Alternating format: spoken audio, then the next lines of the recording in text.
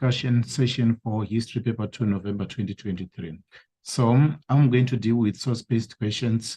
So in source-based questions, you have civil resistance, the coming of democracy to South Africa, and the coming to terms with the past. Then we also have the end of the Cold War and a new world order from 1989 to present. So we are going to be using the sources. So in this case, for question 1D, we do have source 1A rather. The first source is actually source 1A. It is an article published in the Namibian newspaper on the 6th of December, that is in 1985. It explains the event unfolding during the conference launch of the Congress of South African Trade Unions, which is also known as COSATU.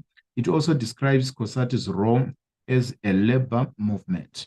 So going back to the question paper, we look at the first question. All right, the first question, it actually reads study source A. We assume that you would have studied source A, you would read the source before you attempt any questions. So the first question would read, why, according to the source, did the newly launched COSATU threaten to call for a national strike? So if we refer back to our source, that is in paragraph number 1, you would actually go to line number 6. So let's go to line number 6. 1, 2, 3, 4, 5, 6. So we'll start it with from here. So I'm going to highlight where we take our answer from. I'm going to highlight where we are going to take our answer from. So it starts by saying leaders of the new super federation have already threatened to call for a national strike if the government carries out its threat to repatriate or to send back migrant workers, and have pledged to organize workers in their homelands in defiance of any restrictions on unions in these regions. So the correct answer there will be to oppose repatriation or the sending back of migrant workers. So that's where we are going to take our answer from. So I'm going to write the answer right here, the suggested answer. So COSATU intended to oppose repatriation. So say to oppose repatriation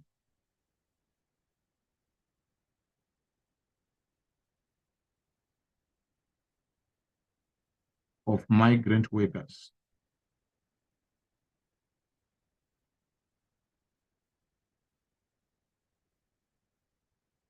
So they wanted to oppose repatriation, or what I've explained is the sending back of migrant workers. They intended to oppose that. So that's why they decided to threaten to call for a national strike. Now moving on to 1.1.2.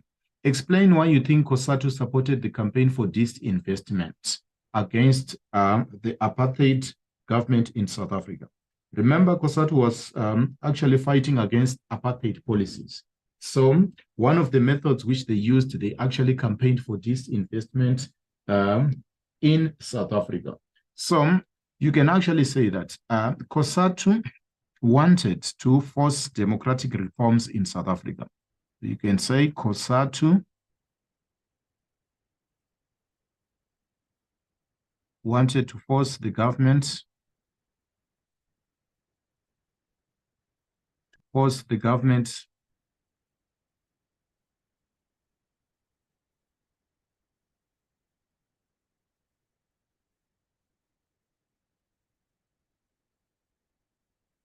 end apartheid.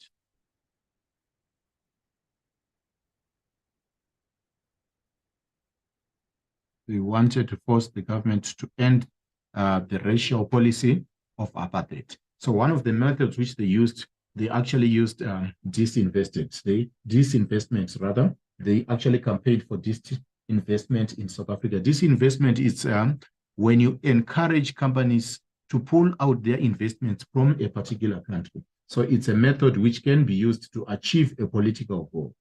Now moving on to the next question, which is next 1.1.3. It actually reads, define the term nationalization in your own words. So if you look at these two questions, they do not necessarily require you to refer to the source. They require you to define using your own words. So when we define a word, we actually explain our own understanding of the word, the word. So nationalization, it can be referred to the transfer of ownership. The transfer of ownership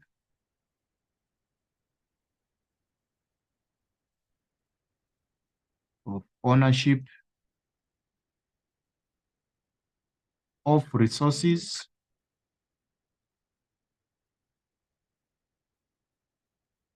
the transfer of ownership of resources, or you can say of industry. It can be industry, whether it's primary, secondary, or even tertiary of industry, the transfer of ownership of resources or industry to the state or to the government. To the state or government. Or we'll just write it in short here, or government. So the transfer of ownership of resources or industry to the state or government is actually referred to as nationalization. It is when resources are controlled by the government instead of them being in private hands. So that is what we actually call nationalization. It is when a government controls resources or when a government controls the industry. It can be the farming industry, it can be the manufacturing industry, or even the tertiary industry, which is also known as what? As commerce. Now let's go to 1.1.4. What is implied by the statement that if COSATU was committed to one person, one vote, a unitary South Africa in the context of its role as a labor movement? So what we are saying is that COSATU wanted a democratic South Africa. That was their aim. COSATU wanted a democratic dispensation in South Africa. In other words, they wanted a government which was made by the people, for the people, through.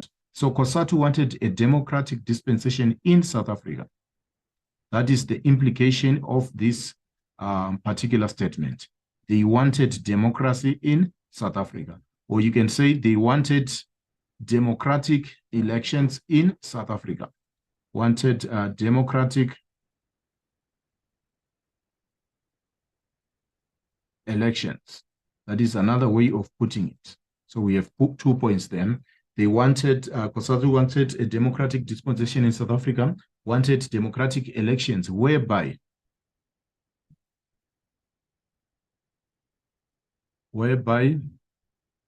people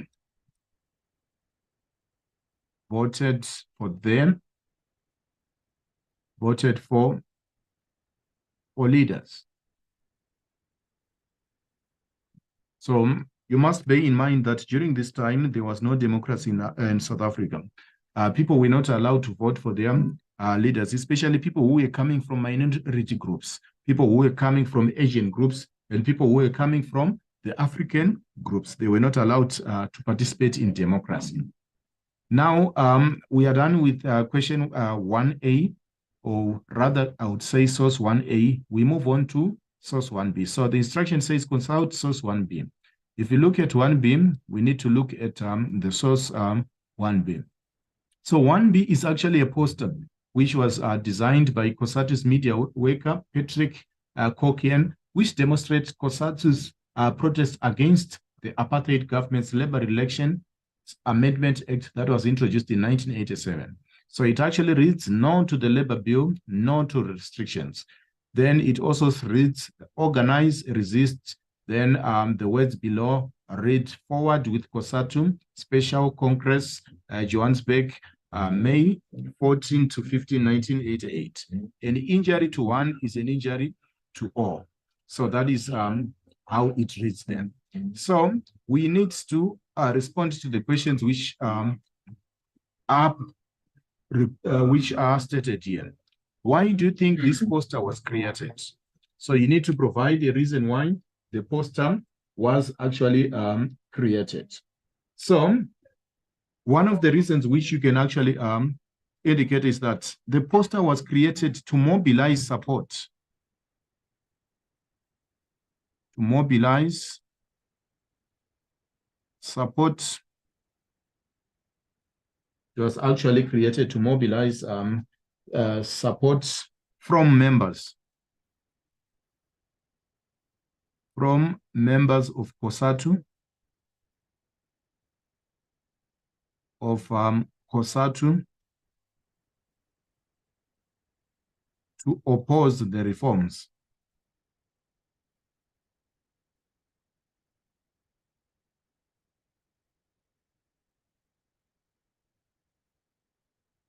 All right, so one of the reasons why it was formed is to mobilize. To mobilize is when you try to get people organized so that they can oppose a particular thing which you are not comfortable with.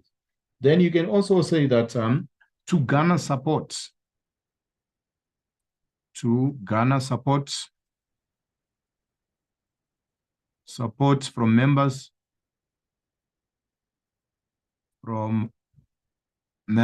It was actually designed to garner support from members. It was actually designed for that purpose. You can also say that to inform members. It was also designed to inform members. To inform members of the COSATU of the action which they were about to take, which is, in this case, the strike which they wanted to embark on. So those are the possible answers which you can indicate on question 1.2. Now let's go to the next one. 1.2.2, identify evidence in the source that indicates that this was a COSATU poster. So we need to go back or to revert back to the what? To the poster. So there is so much evidence from our poster which actually shows that this is a COSATU poster. So one thing which I want to draw your attention to, I'll highlight it. We do have an emblem of the organization COSATU on your bottom left corner. So there is an emblem which actually represents COSATU. Remember, we can call it an emblem, we can call it a logo, which actually represents COSATU. So I'm going to highlight it in what? In lime green. So that emblem, it actually shows that this poster belongs to COSATU. In addition to that, there is also the slogan. This slogan, an injury to one, and an injury to one is an injury to all. It is actually the official slogan of the organization known as COSATU. So we have two pieces of evidence which show that this is actually a COSATU poster. So I'm going to write the answer there. So we have two things there. We actually have the emblem, or you can call it the logo, the COSATU emblem. The COSATU emblem, it actually shows that that's a COSATU poster. Then in addition to the COSATU emblem, we have the COSATU logo as well. Logo and emblem is one and the same thing. Then we also have the slogan. An injury to one is an injury to all. That is actually the official slogan of the organization known as COSATU organization. All right, going back to the question, the first question reads, quote evidence from the source suggesting that anti-apartheid groups were negatively affected by the state of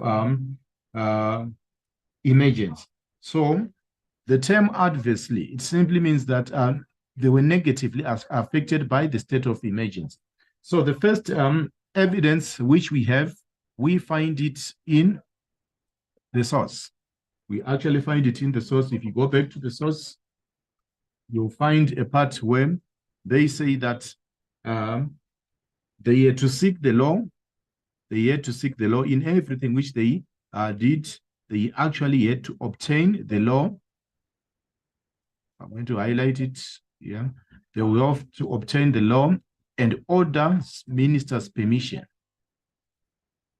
to conduct any other activities. So if we try to simplify this, we can actually say that they did not have freedom to conduct any other activities. They needed the law and order minister's special permission to conduct any other activities. So they lacked freedom to conduct any other activities. All right, they lacked freedom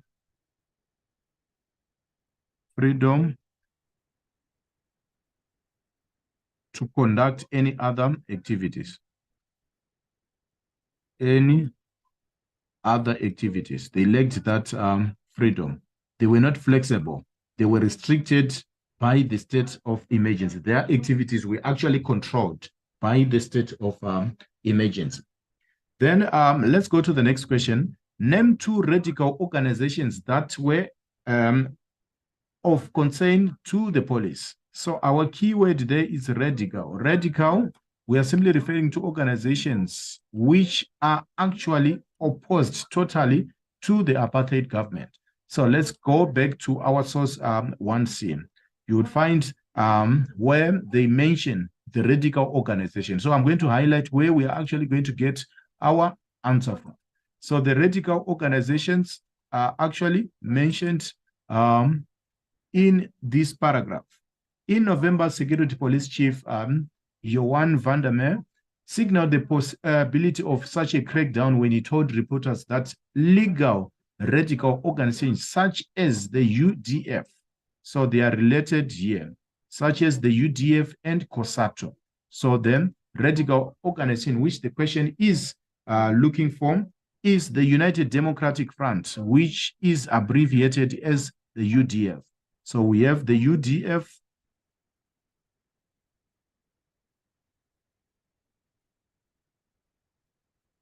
we have the UDF, then we also have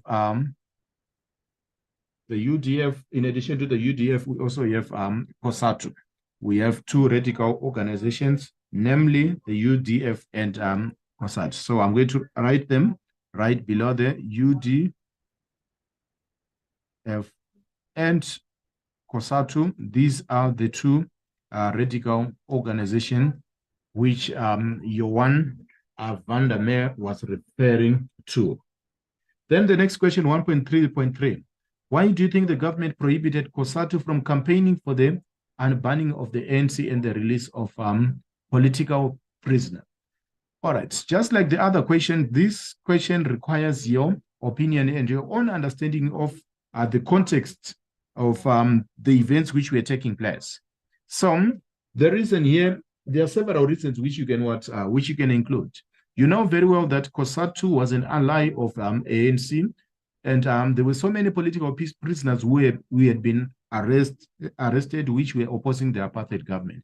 So release and the unbanning of the ANC would lead to the undermining of the power of the apartheid government. So this would undermine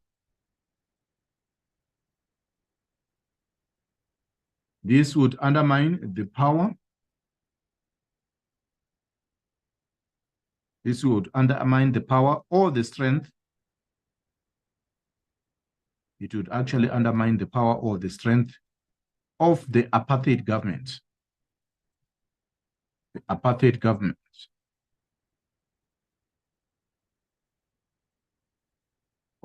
The apartheid government. It will be undermined. It will be compromised.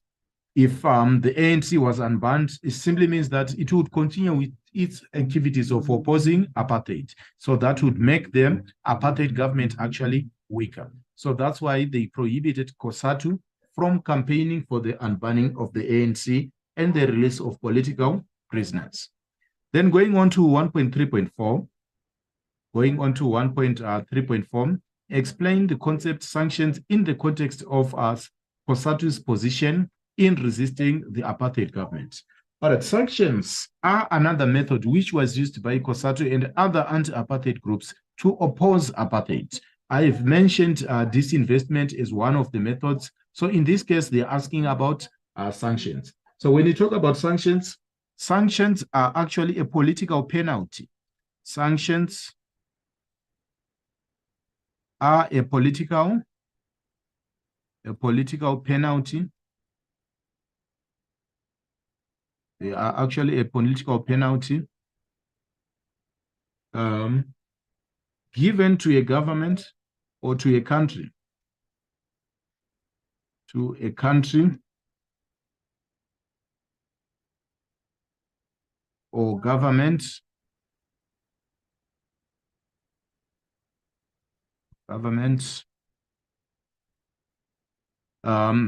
These are actually a penalty given to a country or a government for disobeying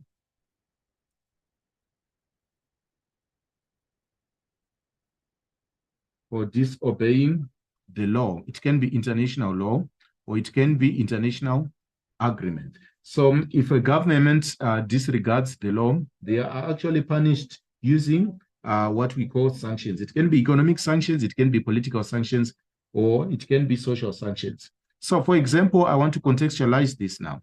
The apartheid government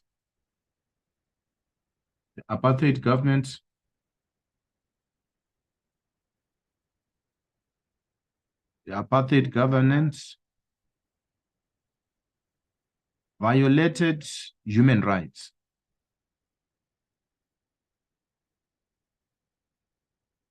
It actually violated human rights. So the international community, other countries from outside, community imposed sanctions. Imposed sanctions on the apartheid government. Imposed sanctions or punishments on the apartheid government.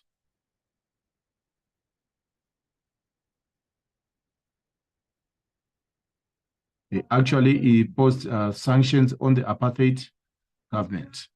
In order to force the government to do the correct thing, they introduced penalties. So sanctions are a political penalty given to a country or a government for disobeying the law. So the apartheid government, it actually violated human rights. So the international community imposed sanctions on the apartheid government. Okay, now let's move on to the next source, which is source 1D, which is actually source 1D. So I'm going to flip to the source, which is source 1D. This source, it actually it highlights the measures adopted by COSATU during its special congress in 1988.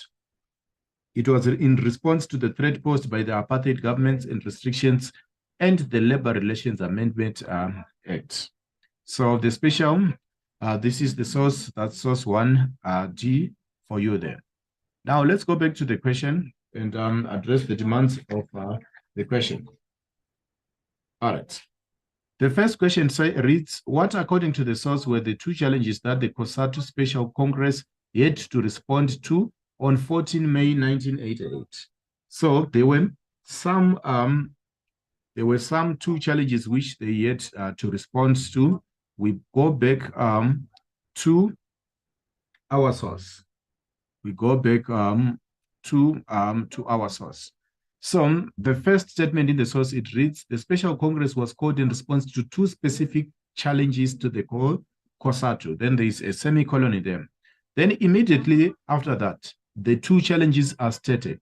So the first thing is the government's February 24 restrictions. That is the first point, which legally limited COSATU to a narrow range of factory floor trade unionism and effectively banned 17 other organizations, among them the UDF and a close, which was actually a close and a formal COSATU ally. So let's identify our answers there.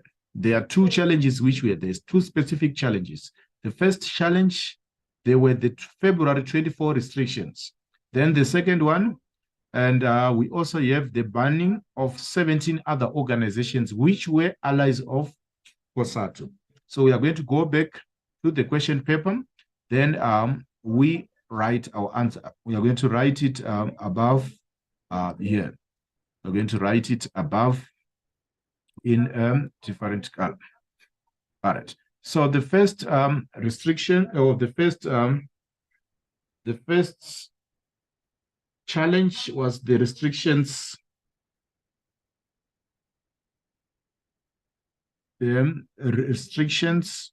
imposed on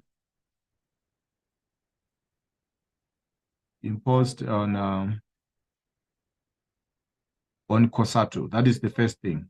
You can actually call them the February restrictions, the restrictions which were imposed on COSATU. That is our first point. In addition to that, we can also discuss about the banning of 17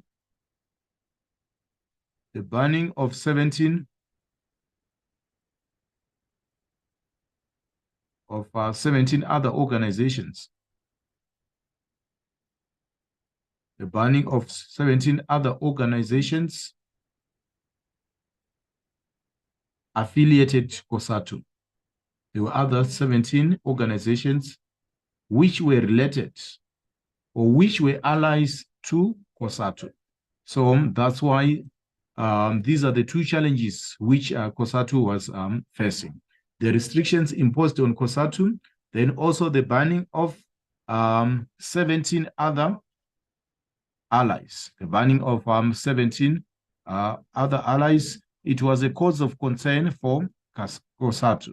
So those are the two challenges which were faced by by COSATU.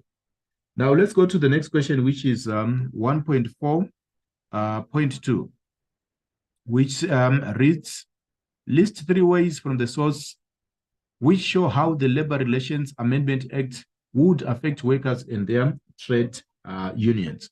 So they were going to be affected in so many areas. So I'm going to write the first one here. The first thing, they were stripped of their right to strike. They were stripped of their right to strike. Where are we getting it? We go back to the source. As we read through it, you can find that there were so many restrictions which start in paragraph number 3. So I'm going to highlight the restrictions which, so the bill will substantially limit the workers' right to strike. That is our first point. Open trade unions to civil action for losses incurred or experienced by members. Then also, in addition to that, the restrictions and the bill attempted to deny COSATU a right woven merged into the fabric of its own existence. Then the right to operate on a national political terrain. All these were part of the ways in which the Labor Relations Amendment Act would affect workers and the trade unions. So I'm going to write all the required points. So the first one is the right to strike. Then there was also the ban. They were actually banned from taking solidarity action. Solidarity action. The ban of solidarity action is one of those things. Then in addition to that, we can add the third point, which is actually the limits to civil action. The third point would be limits to civil action. Limits to civil action. So all these are ways from the source which show how the Labor Relations Amendment Act would affect the workers and their trade unions. Then moving on to 1.4.3, explain the meaning of the statement. COSATU was denied the right to operate on the national political terrain. So we need to highlight the keyword then. The keyword there would be national political terrain. So what it simply means, this is basically a figurative expression. It simply means that COSATU was not allowed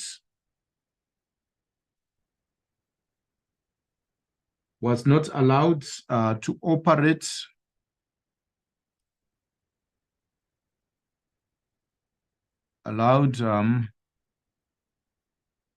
to operate at country level. COSATU was not allowed to operate at country level.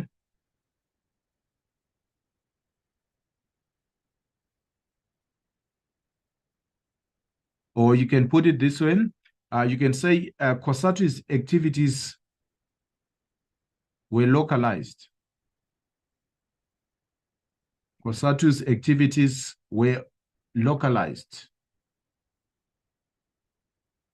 So it means COSATU operated at a local scale instead of a national scale. They operated on the factory floor, which means that they operated in the companies rather than at a national level. Then going on to the next question, 1.1.4, comment on what is implied by the words COSATU would not knuckle, or it won't give in without a struggle in the context of the threat posed by the apartheid government. Now, this question does not require you to consult the source per se, but it actually requires your own interpretation of the events or of what is happening in this particular context. So in other words, we can actually say that COSATU was not going to accept what the government was suggesting. COSATU would not reluctantly accept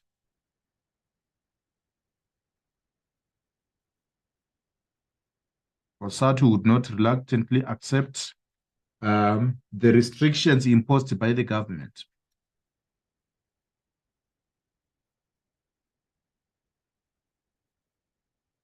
Imposed by the government. They were not just going to accept it. They were going to take alternative action.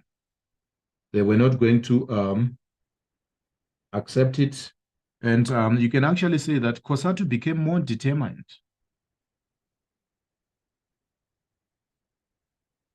Became more determined to oppose government. More determined to oppose the government. To oppose government.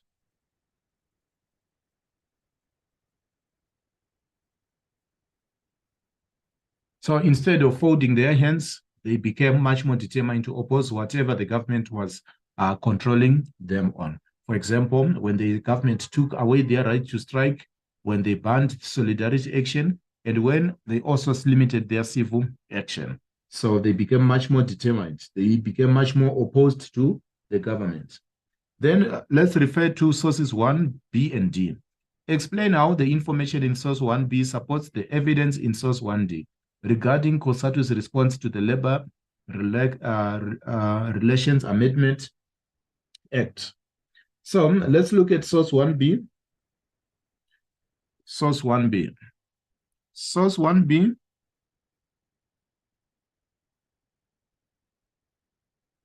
source 1B is a visual, it is actually a visual representation, or you can call it portrayal. It is a visual portrayal of the actions taken by COSATU. Remember, it is actually a of the actions taken by COSATU. Remember, it's actually a poster. A poster indicating that COSATU members were supposed to strike. I would go back to that source so that you can have a look at it once more.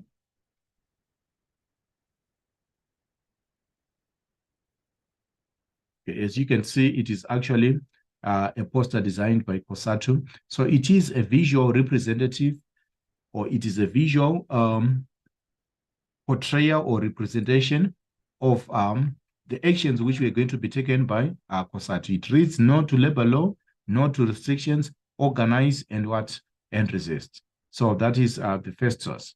Now let's go back to the other source. On the other side, source 1B, it is actually an explanation. Source 1D complements. 1D complements what is in 1C. Source 1D complements. It actually adds on to, complements source 1B. 1D actually complements 1B. It source 1D goes on to explain. It also goes on to explain why the special Congress was called for. It also goes to explain why the special Congress was called for. So what you can say is that these two sources are actually complementary. They support one another. They actually assist one another to portray the same idea of how COSATU opposed the restrictions which were imposed by the government, or how they responded to the Labor Relations Amendment Act. Now let's go to the next source, which is paragraph writing, source 1.6.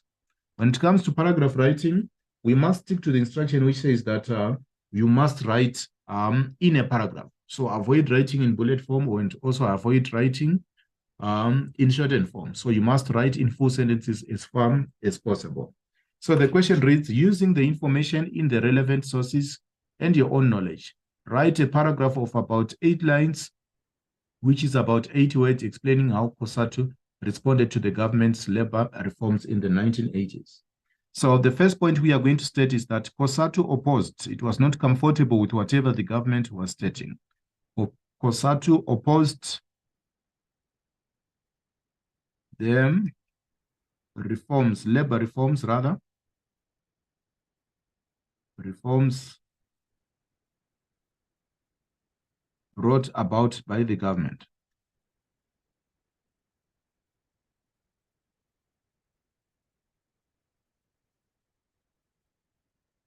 It actually opposed the labor reforms brought about by the government. So according to source 1A, according to source 1A,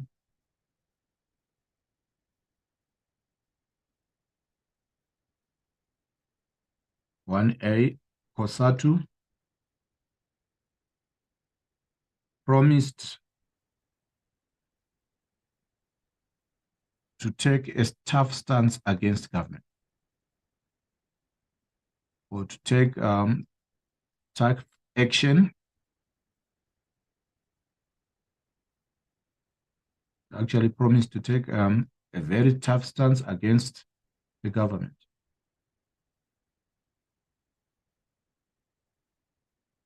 Then source 2B, or source 1B rather, is a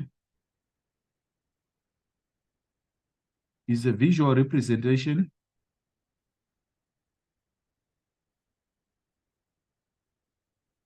of actions taken by COSATU, which means a strike.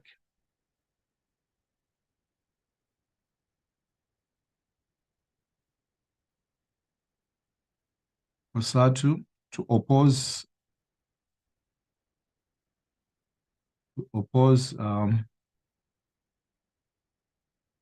the labor reforms. Remember, it's a poster which is actually inviting people to take action. That is source 1B. Then if you move on to 1C, source 1C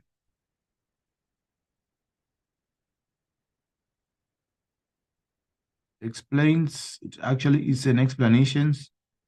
It's an explanation. Source 1C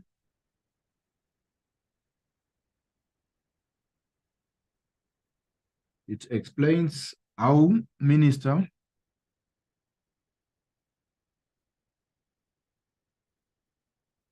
Adrian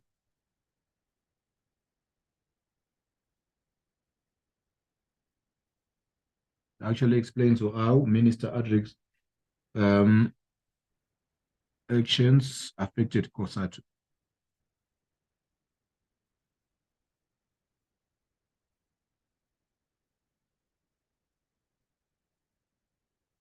Actually explains how their action were affected by the minister's action.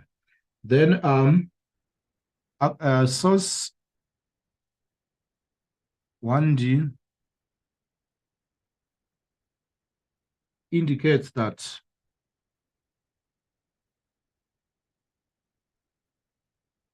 the Congress which was called for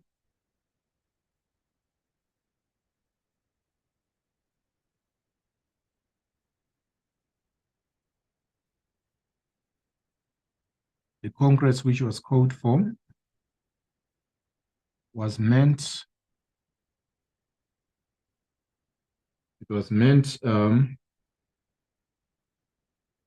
to respond to the challenges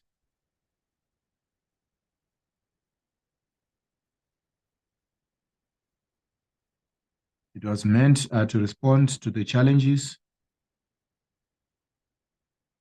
It was actually meant to respond to the challenges spelled out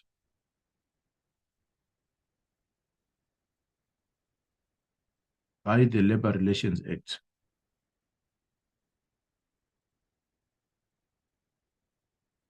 Labor Relations Act. Labor Relations Amendment Act.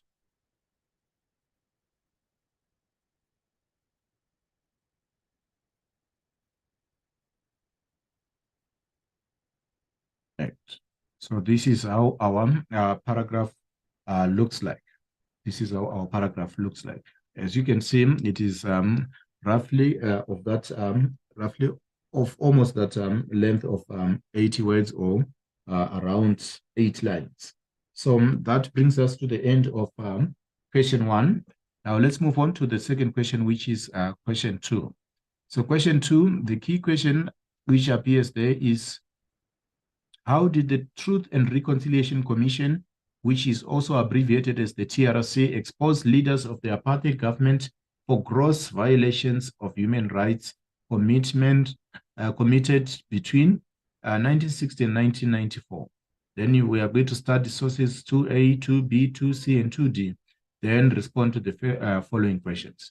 So we'll just briefly browse at the sources. So the first source, which is 1C, it is actually which is not 1C, it's actually source 2A rather. Question 2A, how did the TRC, the Truth and the Reconciliation Commission, expose leaders of the apartheid government for gross violations of human rights committed between 1960 and 1994? So we do have a source there. The source below has been taken from the biography of F.W. de Klerk, who was the leader of the National Party, titled A Question of Balance, a biography of F.W. de Klerk written by John Cameron Doe. All right, now let's go back to the questions. According to the source, why did the National Party support the idea of the TRC? We go back simply because the question is stating according to the source. That is our key word. So whenever a question states that according to the source, we should just do exactly like that. When you go back to the source, all right, in the first line, the National Party supported the idea of the Truth and Reconciliation Commission in order to avoid responsibility. So they did it in order to avoid responsibility.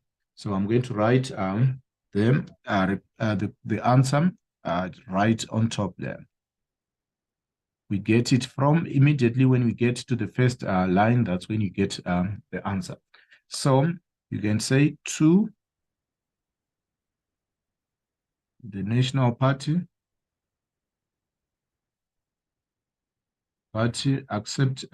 supported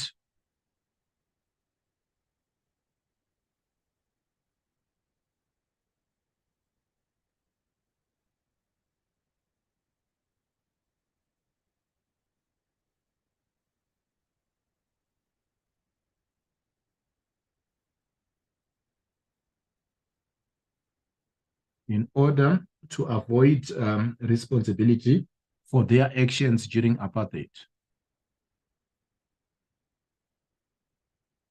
Responsibility. In order to avoid responsibility. That's why they supported the idea. Now, the next question, it actually says, define the term amnesty in your own words. So this is a question which needs your own understanding of the concept. It's a historical concept. So amnesty can be defined as official pardon. It is actually official pardon for something which you have done, what you call it, for something which you have done. So you can also call it official forgiveness, which is often granted by the state. Ne? You can also call it official forgiveness or official pardon. For example, if you commit a crime, you can be granted what is called amnesty. So it is official forgiveness granted by to an individual by the state, which is the government. It is official forgiveness. When you do something wrong, you can be officially forgiven by the state. So we refer to that as amnesty. The next question reads, why do you think Black South Africans demanded explanations from perpetrators and not only disclosure from the National Party? So the correct answer would be explanations would help them get closure. So the first thing which would state is that explanations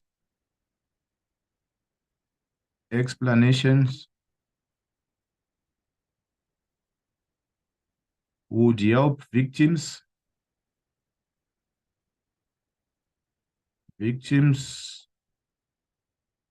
and also and relatives of victims it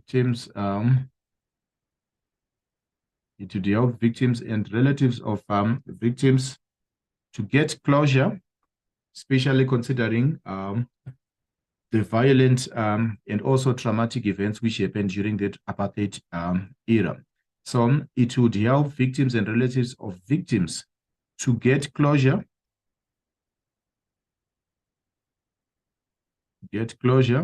or you can actually say to heal the wounds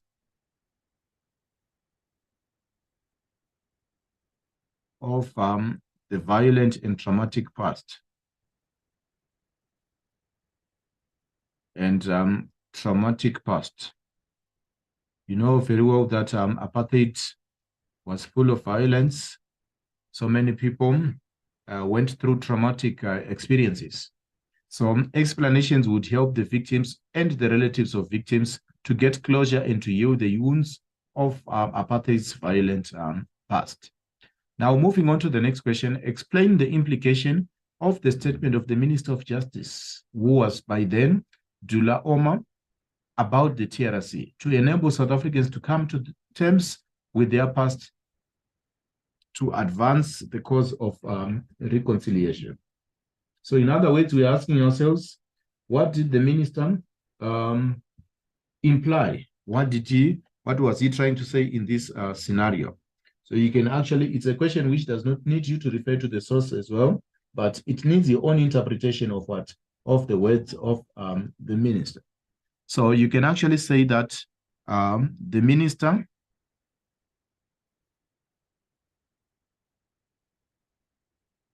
implied that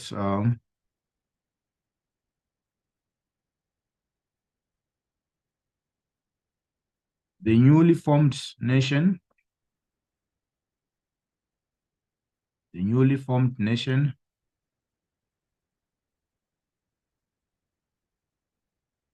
needed to deal with its violent past.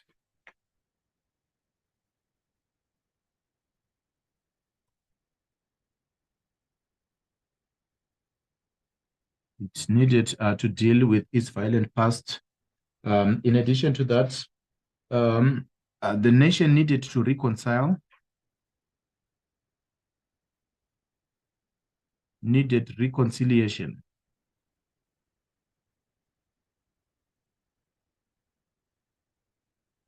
The nation actually needed reconciliation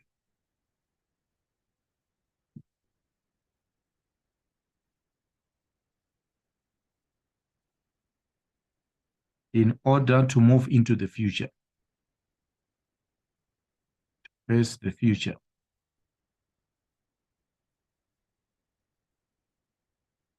The nation actually needed reconciliation. So you know very well that South Africa went through a violent past and traumatic past. So what the minister was trying to say is that there was need of dealing with the violent past, and there was also need for reconciliation, whereby people forgive one another, then they reconcile, and they start working on the future. So those are that is the implication of the statement of the Minister of Justice. Then moving on to 2.1.5, what, according to the source, were the opinions of the following regarding the granting of general amnesty by the TRC? So there are two parties which are involved here. The first was the leader of the National Party, who was de Klerk. Then we also have the ANC as a political party. So we need to look at their points of view in as far as the granting of general amnesty was concerned. So we go back again to the source. So when you go to the source, we move on to paragraph number 3. I'm going to highlight where we would extract the answer from. So the first line under paragraph number 3, it reads, F.W. de Klerk maintains that he was of the opinion that a process was required in order to enable South Africans to come to terms with the conflict of the past in a spirit of reconciliation. That is the first point of view. So in other words, we are saying F.W. de Klerk was actually in support of general amnesty. But now, when we go to the next line, the ANC has different ideas. According to the ANC, a general amnesty went much against ANC thinking. It is now common knowledge that appalling or terrible conditions, atrocities, crimes were committed in the name of state security, particularly in the closing years of P.W. Botha's presidents. So you can actually see the difference in the view here.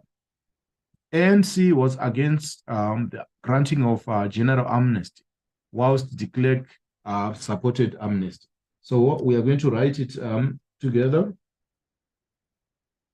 because the question reads, what, according to the source, were the opinions of the following regarding the granting of general amnesty by the TRC? De Klerk supported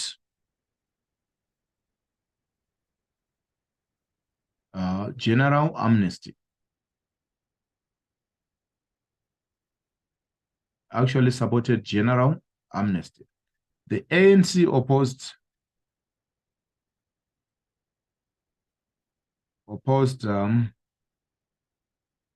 general amnesty.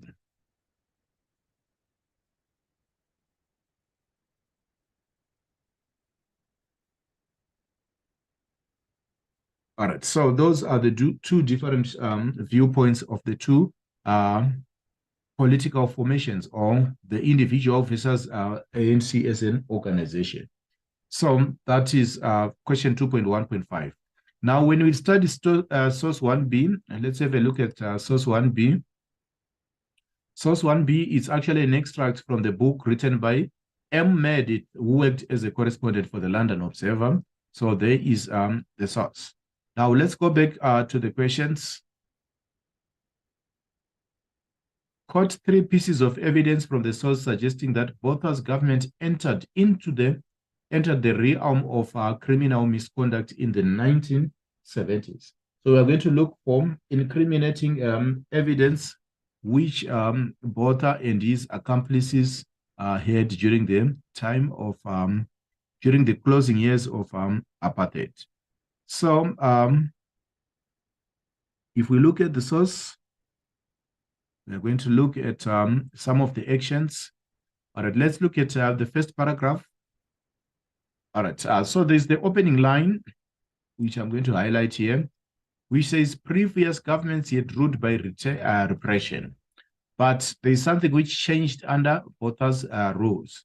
You went beyond ordinary repression. So the first policy was the policy of killing the opponents. Then he was also responsible for the use of torture, abduction, arson, and sabotage. Then in terms of the terminology which he liked to use, he had used terminology like eliminate, take out, and wipe out. So these are the three pieces of what incriminating evidence which we find on Botha's side. So quote three pieces of evidence from the source suggesting that Botha's government entered the realm of criminal misconduct in the late 1970s. So we are going to respond to them question here. Three pieces of evidence. So the first thing is that killing political opponents, unlike other governments, Botha was responsible for killing political opponents. That is the first point. You would actually kill anyone who was opposed to him.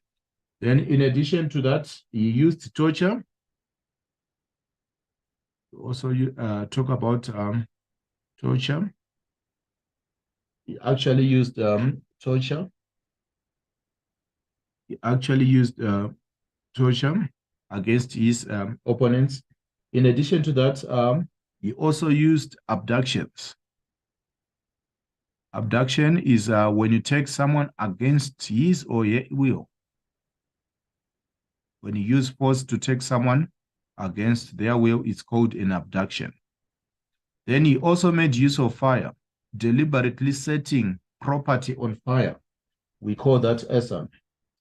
Then in addition to that, he also made use of sabotage. He used to sabotage his opponents. He used sabotage. In addition to that, he also used use of words like eliminate. Use of words like eliminate. Eliminate or wipe out. This is evidence which shows that Botha was now responsible or was now entering a new realm of criminal misconduct. Now let's go to the next question, which is 2.2.2. Explain the term third force in the context of the apartheid government's way of dealing with the ANC.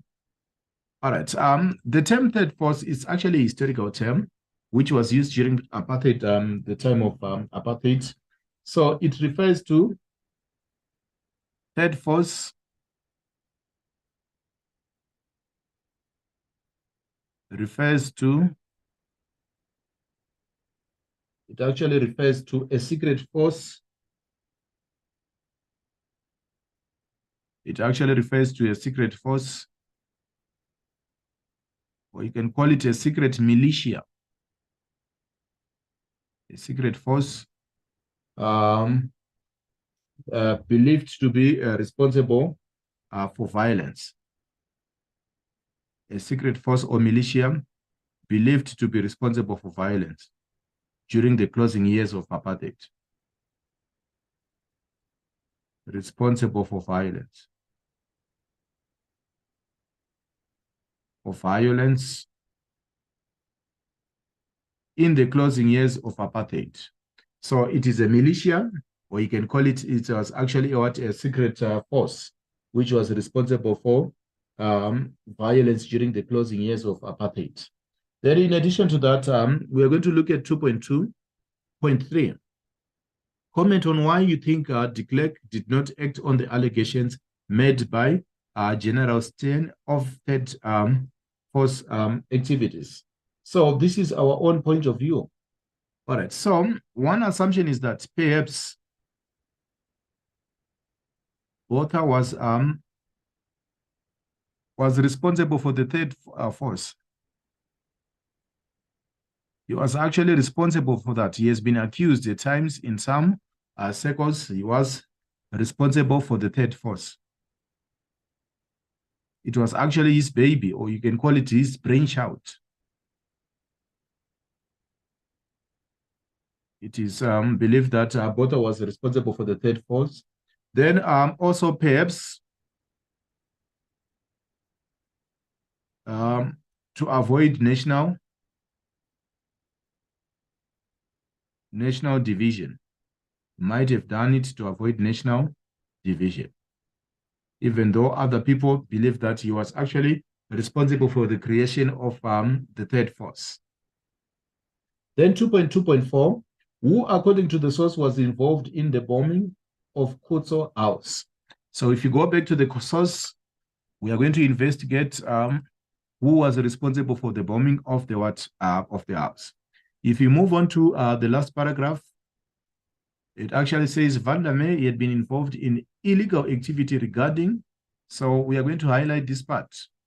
We come across, so it's Van der Merwe was responsible for the bombing of Kutso House. Yet he could retain, he was actually a senior policeman in the country. So our culprit in this case, it's Van der Merwe. So it's Van der Merwe. Van der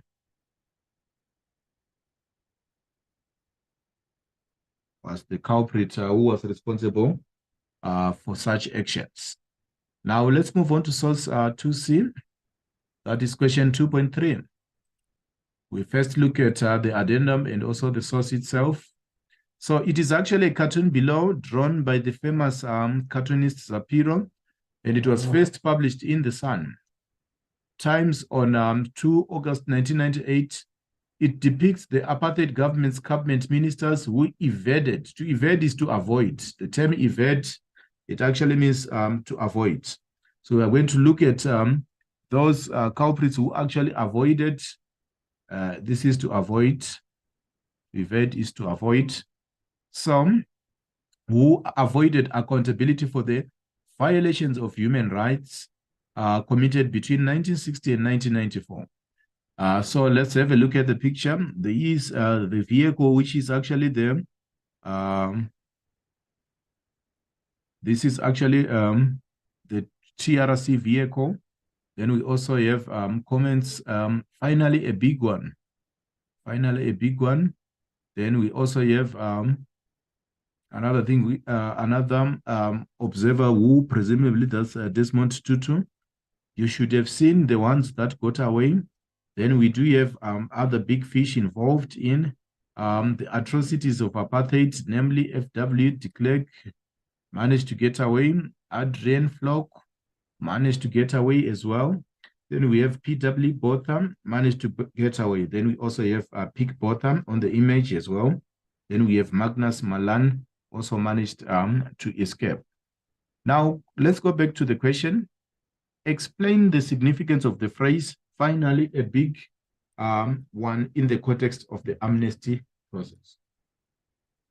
Explain the significance of the big one, of the phrase, the big one. All right, question 2.3.1, it reads, explain the significance of the phrase, finally, a big one in the context of the amnesty process. So if you go back to the source itself, which is source 2C, finally, the big one. If you go back to the big one, which is pointed at, we are actually looking at we are actually looking at Adrian Flock. So it simply means that this was one of the most notorious perpetrators of atrocities during the time of apartheid. So the context of these words, you can actually say that these words, or the significance of these words, that they simply mean that Flock was actually a major perpetrator in as far as atrocities were concerned during the time of apartheid. So I'm going to write correct the suggested correct response there. All right. The words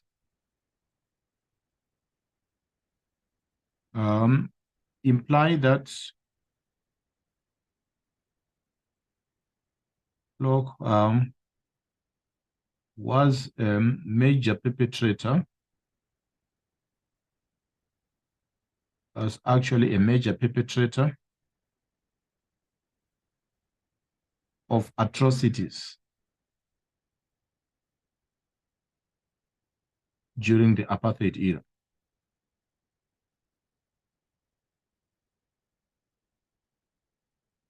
Was one of the major perpetrators of atrocities. When you talk about atrocities, we are talking about cruel actions or things which actually violated the human rights of ordinary people.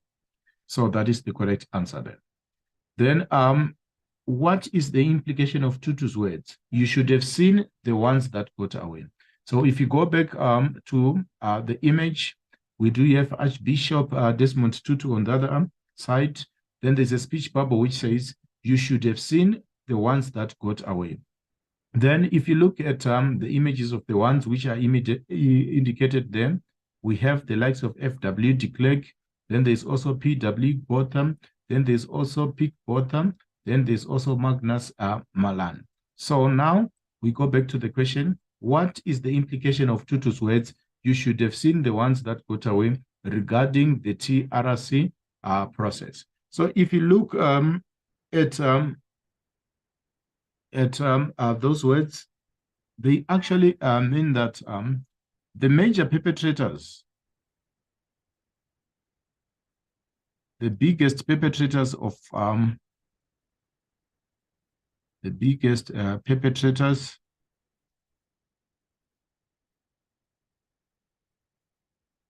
got away with their actions.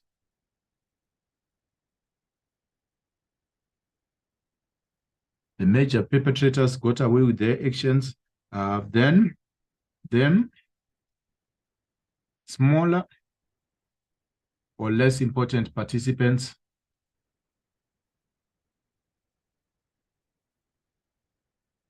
the smaller or less important participants were the ones which went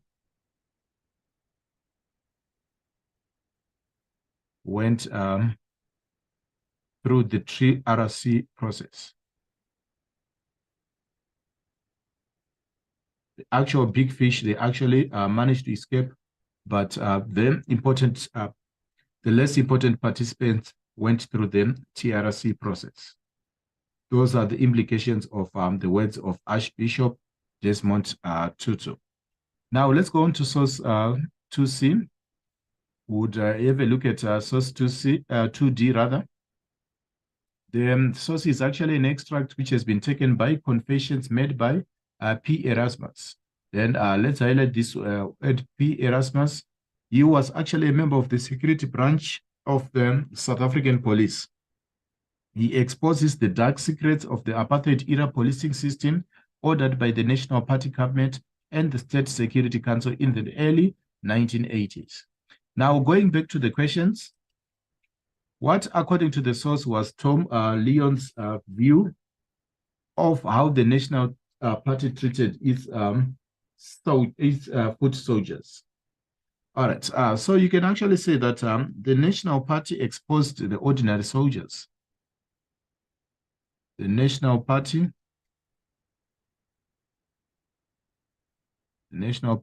exposed the foot soldiers, but protected the masterminds. They actually exposed the foot soldiers and protected the master minds of them atrocities of apartheid. So they had double standards. They actually exposed people who occupied lesser important positions, but they protected those who occupied the most important positions. So that is how the National Party treated foot soldiers. Then the next question reads, why, according to the source, did P. Erasmus mention, I felt that old anger burning bright as ever inside me regarding the meetings between ex-members, ex-ministers, generals, and the State Security Council on how to deal with the TRC. So you can actually say that he felt angered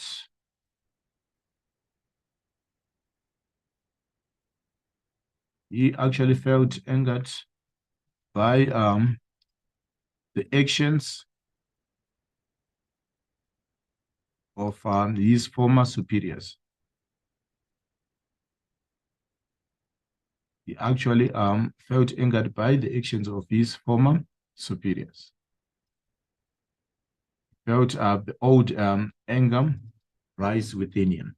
So that is 2.4.2.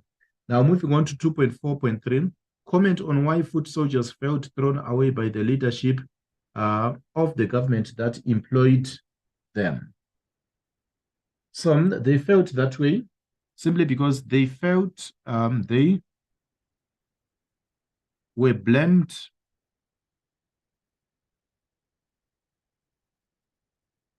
for carrying out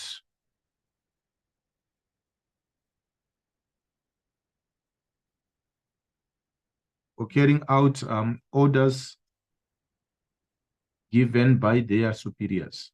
So they were actually blamed for carrying out orders given by their superiors.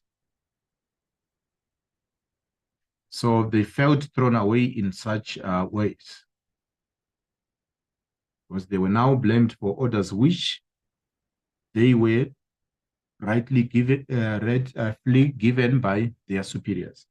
2.4.4, why would a historian regard this source as reliable when researching the accountability of the National Party leadership to the TRR process?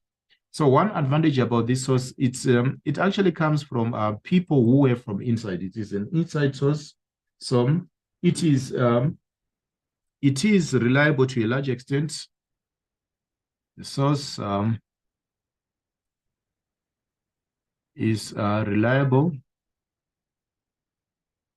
to a greater extent.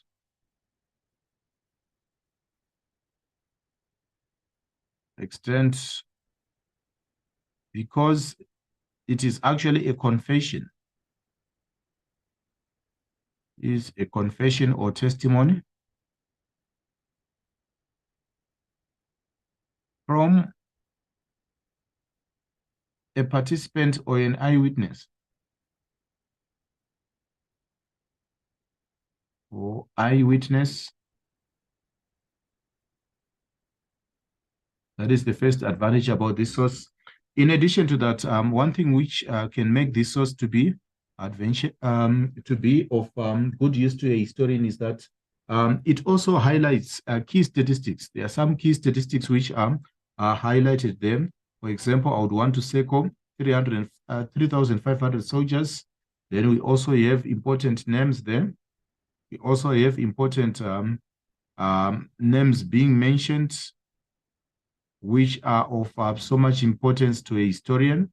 We do have Vandermeer being, whose name has been indicated there. Then we also have dates which are mentioned then. So the fact that it provides statistics, we can consider it to be a reliable source of what of history. So it contains the source. The source contains vital evidence. Vital evidence in the form of statistics.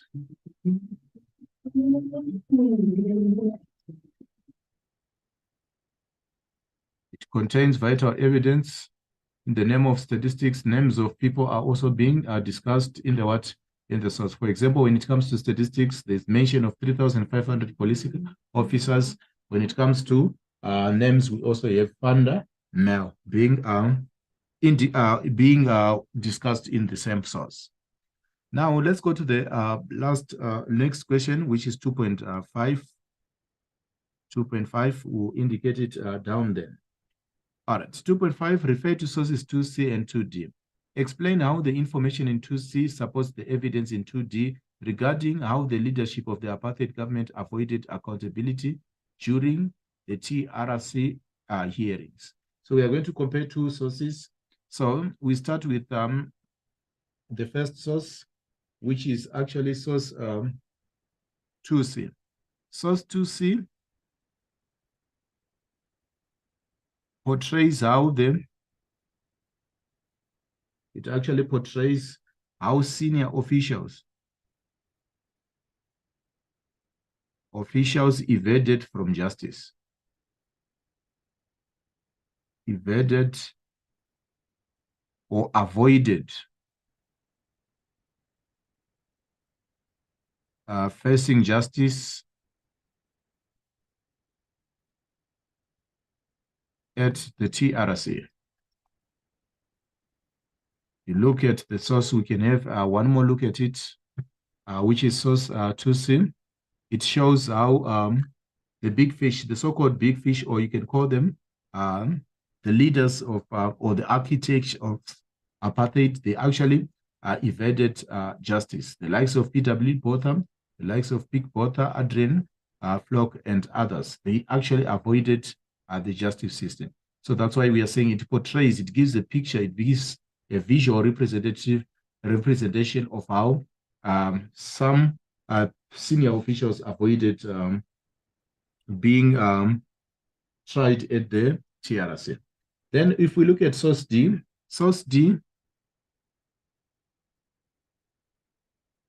it corroborates, or it actually it corroborates, or you can actually say that it complements. It actually complements, they agree, these two sources are agreeing. Complements source A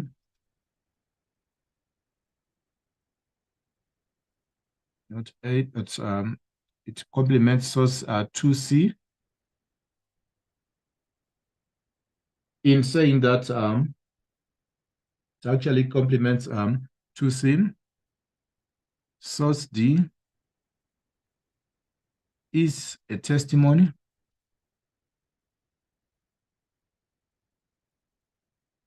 of how junior members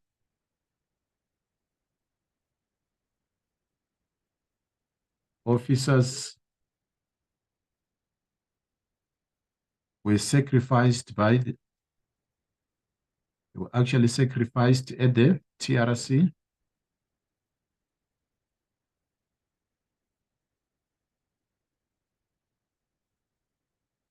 at the expense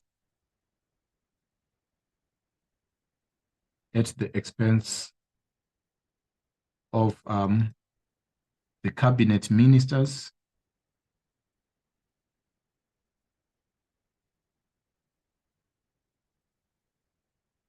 and high-ranking officials.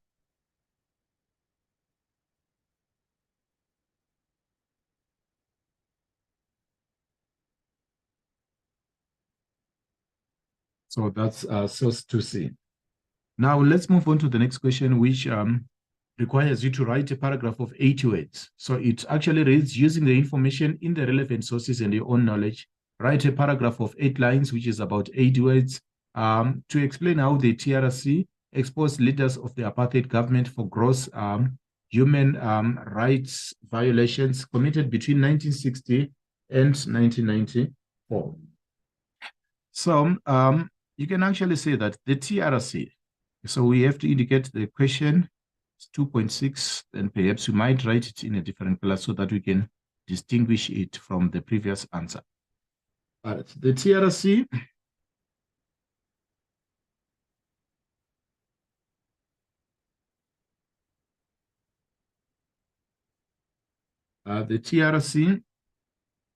protected, it actually protected. You can actually say it protected or exempted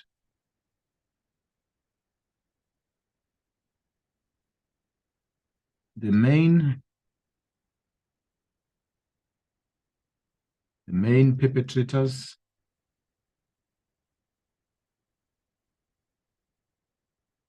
it actually exempted the main perpetrators of apartheid. It exempted the main perpetrators of apartheid. So if you look at it, you'll find that in source 2A, source 2A states that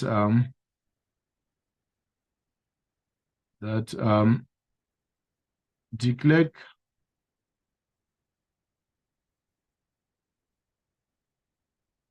supported the formation of the TRC.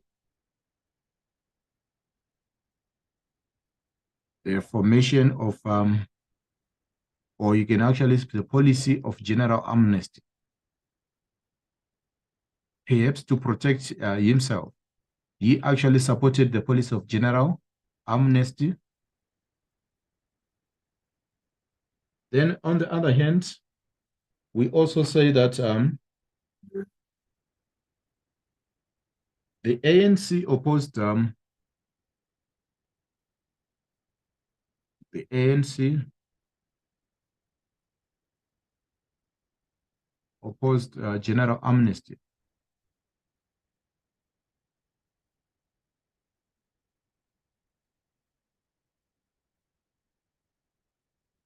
Then looking at source B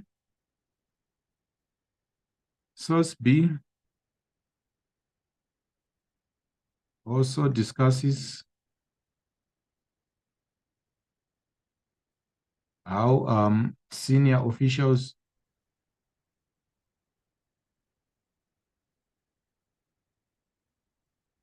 got away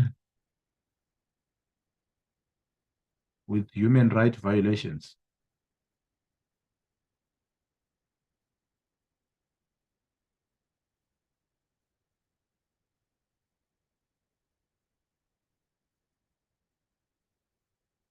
Then you can actually continue by saying that source C is actually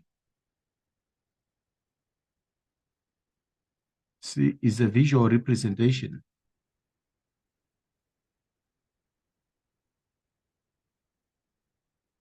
of the leaders who were hardly touched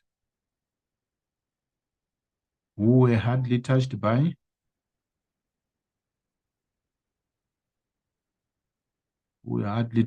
the TRC.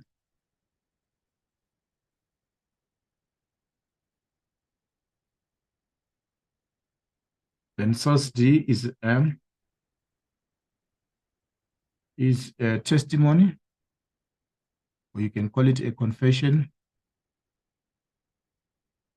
by a low-ranking government official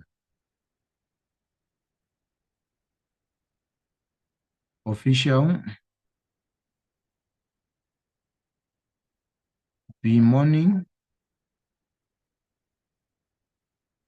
how they were let down by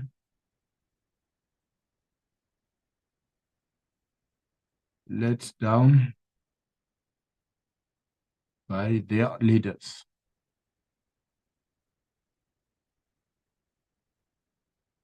So that is our paragraph. That is our paragraph. The TRC protected or exempted the main perpetrators of apartheid. Source A states that de Klerk supported the policy of general amnesty. The ANC opposed general amnesty. Source B also it discusses how senior officials got away with the human rights violations.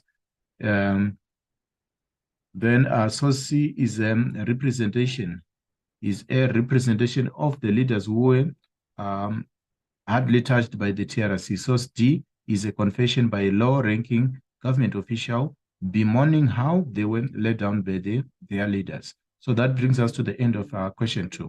So now we move on to question 3. Question 3 reads, how did powerful international financial institutions, namely the IMF and the World Bank, shape the globalized economies in the 80s. So we are going to refer to source 3A. You look at 3A. 3A, this is actually an extract which is taken by the book by Toyin Falola and B. House. It explains how globalization negatively affects the continent of Africa. All right, now let's go back to the questions. Going back to the questions themselves, the first question reads, define the term globalized economies in your own words. So it's a question which does not require you to refer to the source, but it requires your own words. Globalized economies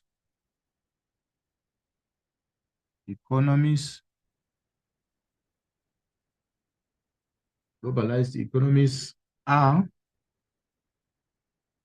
economies or countries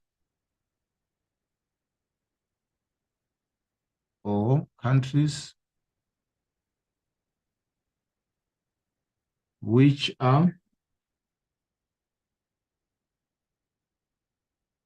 increasingly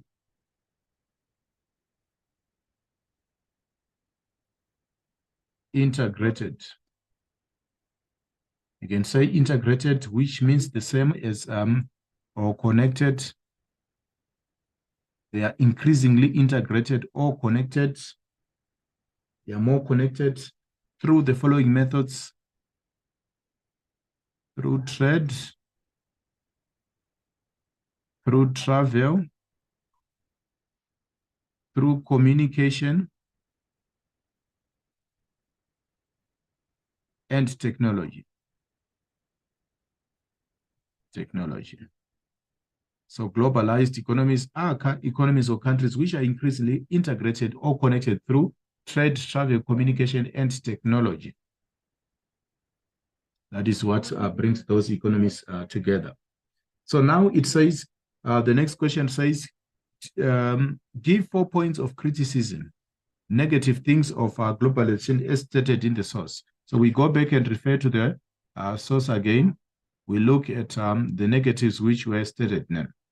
All right. The first thing is that Africa is presented as unimportant, as marginal. It is actually presented as, black people are presented as marginal. Africa is only, they are only there to seek resources, and global powers or economies seek considerable benefits from their economics and political dominance, the wealth of nations. Okay. Then, in addition to that, we can actually say that we can actually indicate how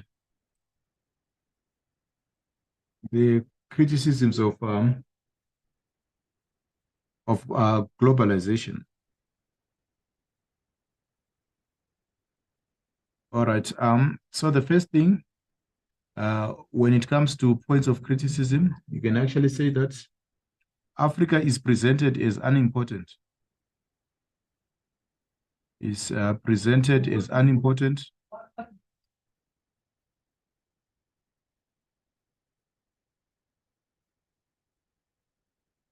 It is presented as unimportant. That's the first point.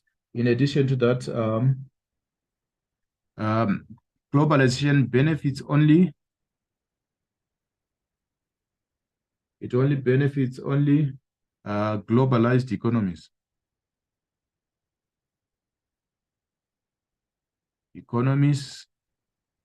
And in addition to that, you can also say that Africa provides use of resources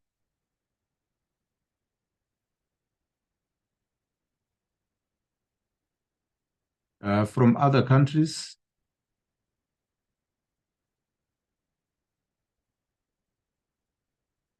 So the use of resources from other countries.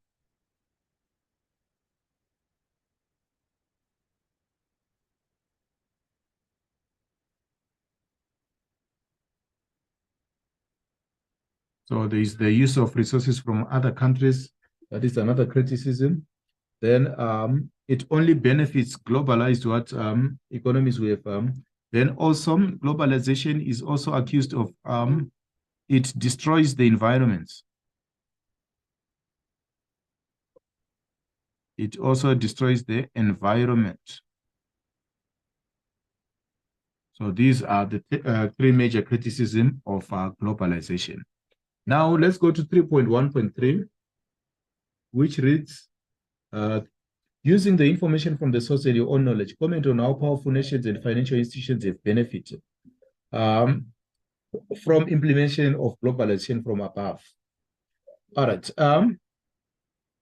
The first criticism, we'll find it in the source again, whereby it is indicated that Africa experiences globalization from above. Then,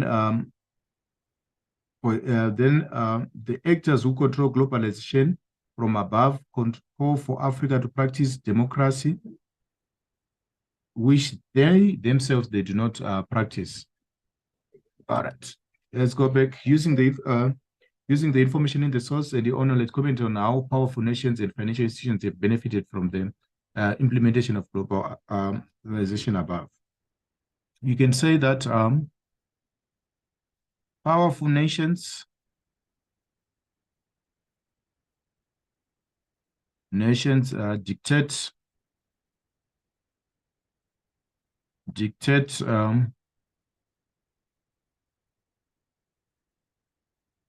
to poor nations.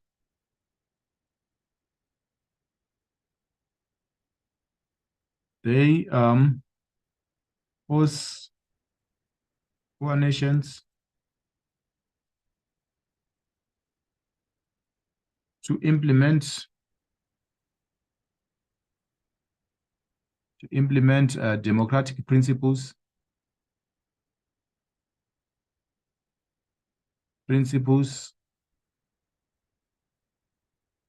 which they themselves do not.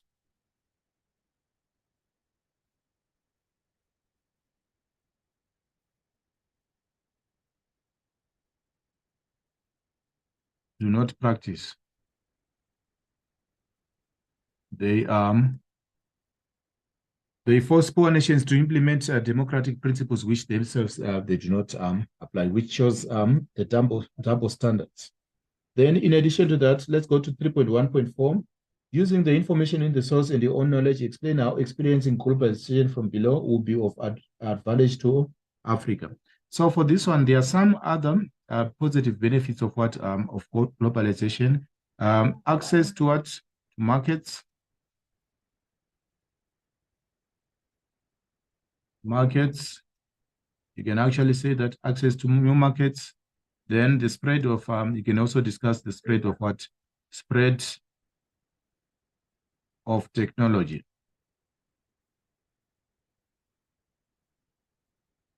You can also talk about spread to technology, then access to new industrial goods,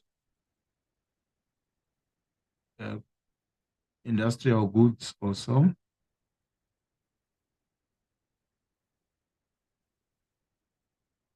All right. Having done the first question, now let's move on to the next question, which needs us to consult source B. We look at source B. Let's have a look at source B. All right, source B is actually an extract from a book by B.K. Campbell. It highlights the impact of globalization through the international financial institutions, namely the IMF and the World Bank, on African countries in the 1980s.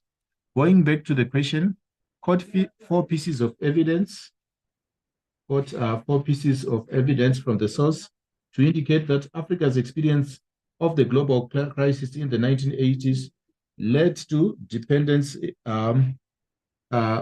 with the West. Yeah. So we have the inability of Africa to service debt.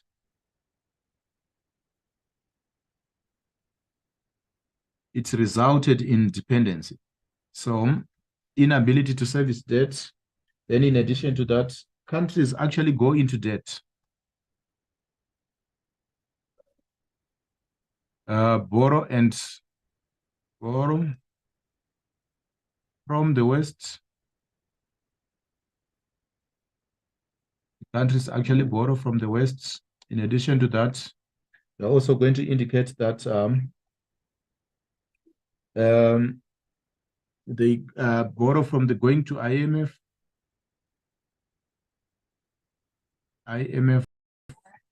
That's something which also shows dependency. Then we also talk about structural adjustment programs. Structural adjustment. All right, structural adjustments. Then moving on to 3.2.2, using the information in the source and your own knowledge, explain why assistance from the IMF and the World Bank was reluctantly accepted by some African countries. If you go back to the source, African countries, we get our answer from them.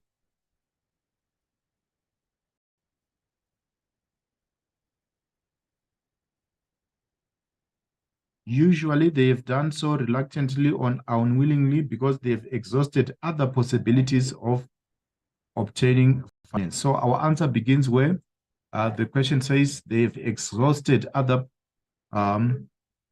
possibilities of obtaining finance.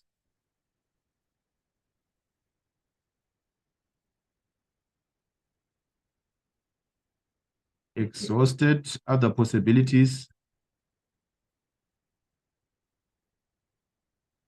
Other possibilities of getting finance.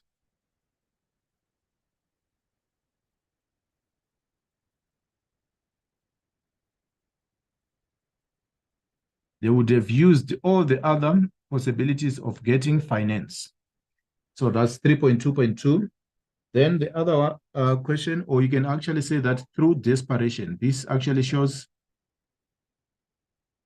desperation. It is actually a sign of desperation. They would have exhausted all the other possibilities of obtaining finance. So they do it.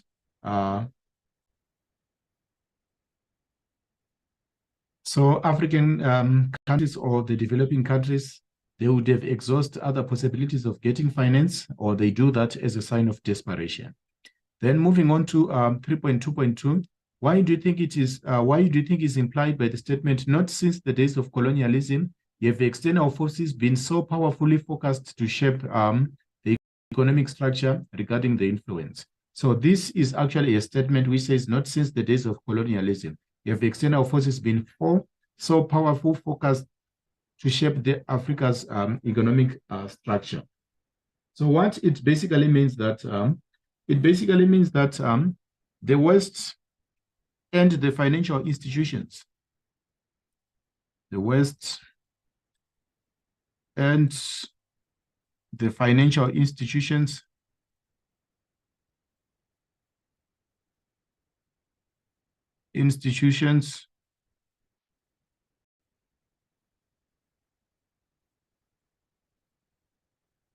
are more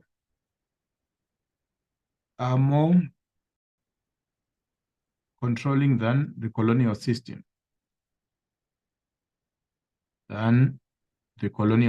itself.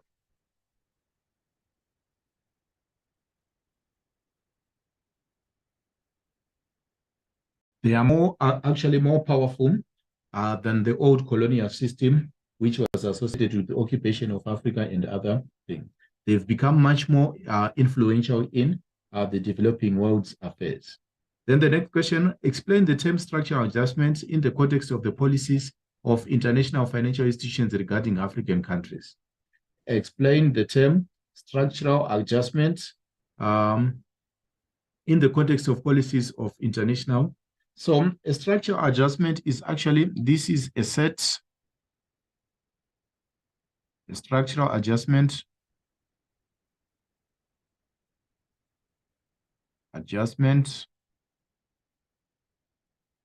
is a set of reforms. This is a set of reforms that a country It is a set of reforms that a country must stick to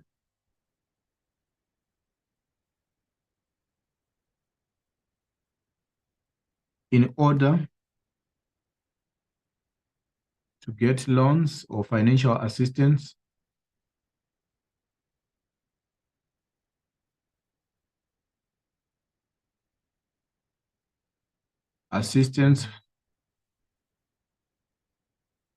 in order to get loans or financial assistance from the IMF,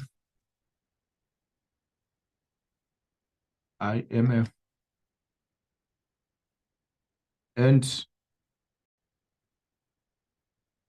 the World Bank. It is actually a set of reforms that a country must stick to. In order for them to get money, they are given certain conditions. So you can call them certain conditions which they are given in order to obtain money from the IMF.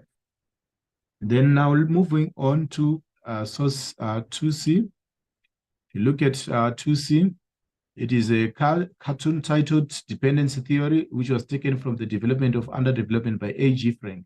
It sheds light on the view regarding the dependency theory. So we do have the poor nations portrayed in that as the skinny men feeding the poor, the rich nations.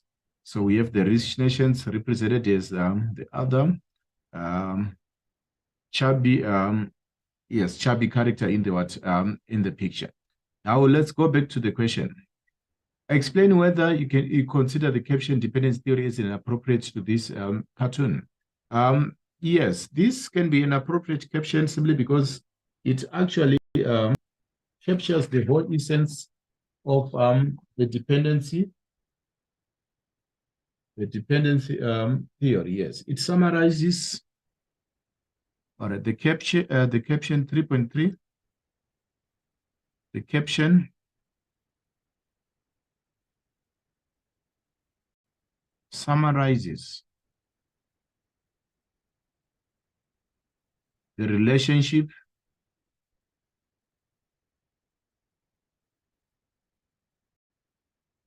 between rich and poor nations,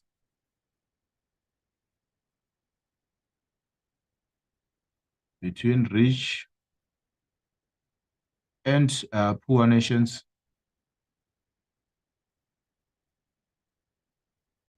Therefore, it is appropriate. It is appropriate. It summarizes the relationship between the rich and the poor nations. So in that case, we can consider it to be actually appropriate.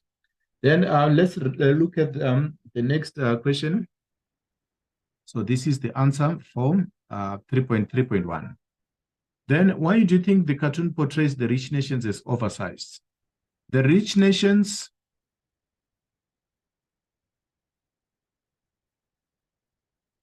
have benefited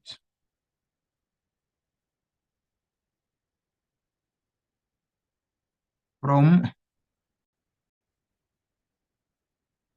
the unequal relationship with the poor nation. The unequal relationship with poor nations.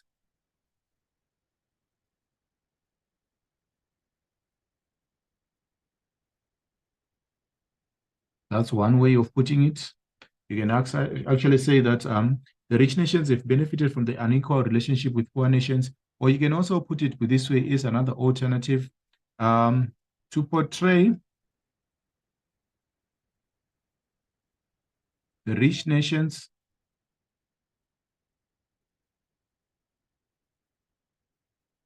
as being greedy. To portray the rich nations as being greedy.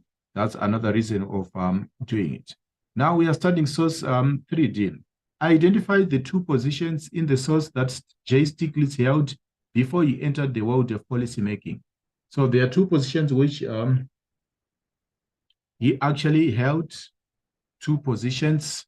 let's go back to the source. Identify the two positions which J. Stiglitz held. So the first, he was actually um,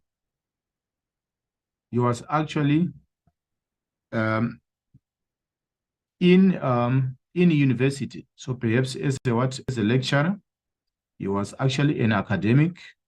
He was actually in university.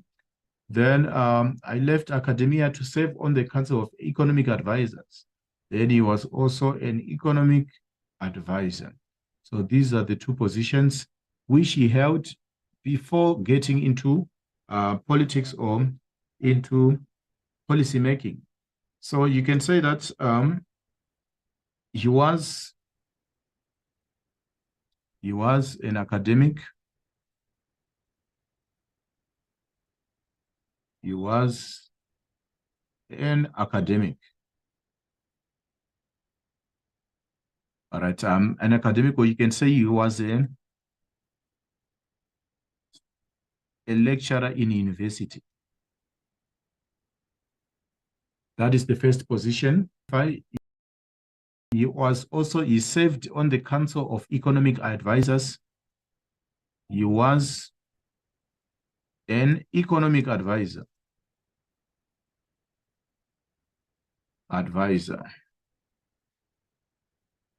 So these are the two positions which he held before he got into the job of policy making.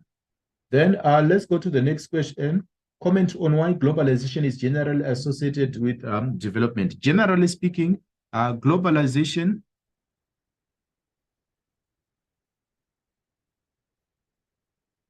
creates new markets.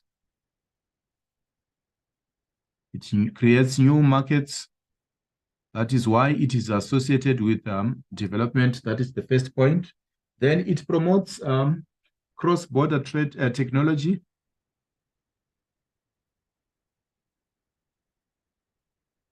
Cross-border technology. It actually promotes cross-border technology.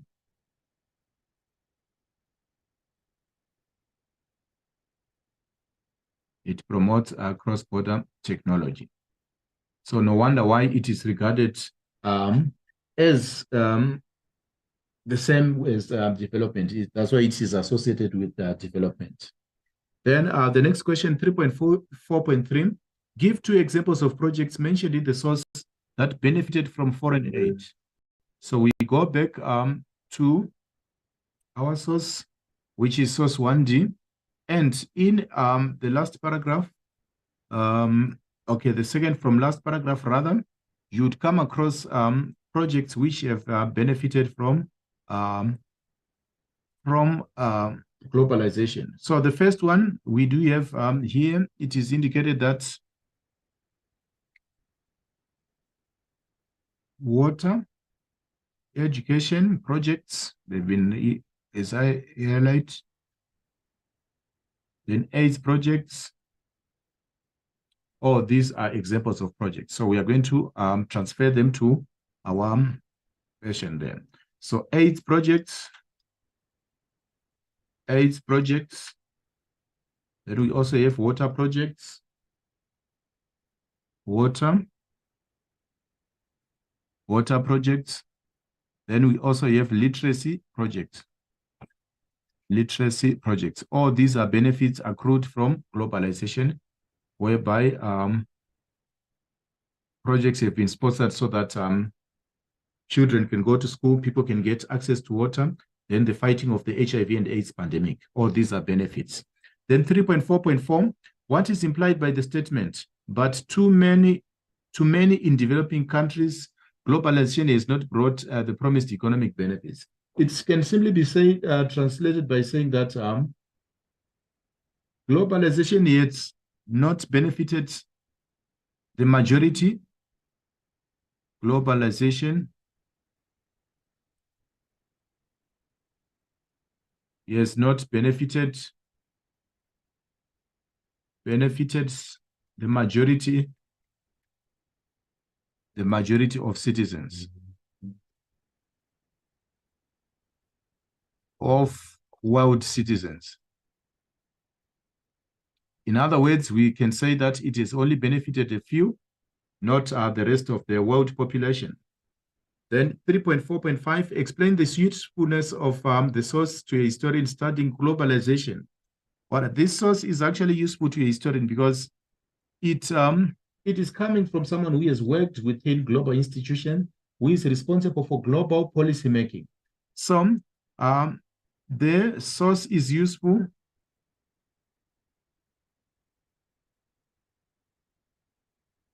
because it provides a balanced view. It provides a balanced view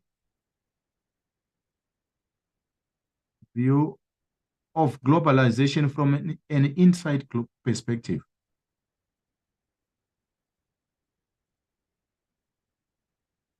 From an inside perspective. From an inside perspective, remember the author is Stiglitz, who has worked inside the policymakers.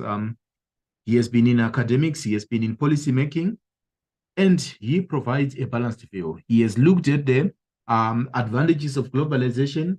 Then on the other side, he has also explored the disadvantages of globalization. So it provides something which is more of a balanced view in as far as globalization is concerned.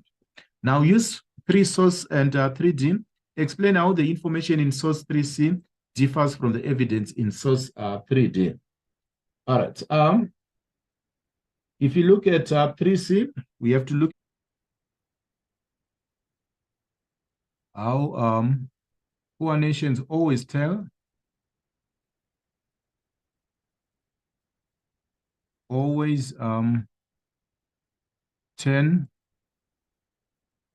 to the IMF and World Bank.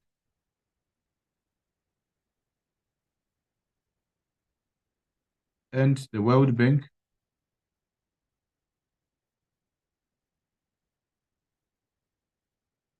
for assistance. They always turn to those 2 institutions for assistance. Even in desperate times, they always turn to them. Then source 3B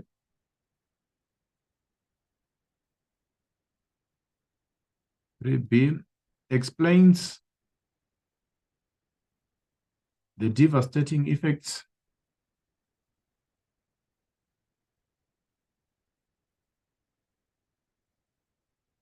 of structural adjustment programs,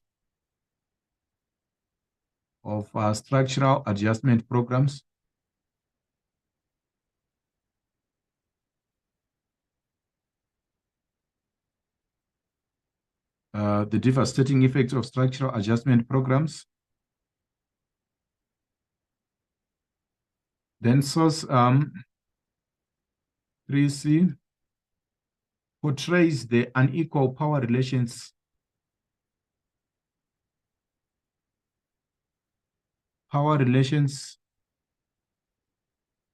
between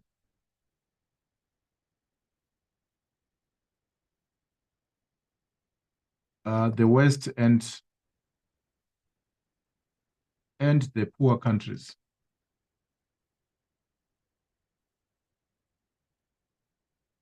It actually shows the unequal power relations between the West and the poor countries.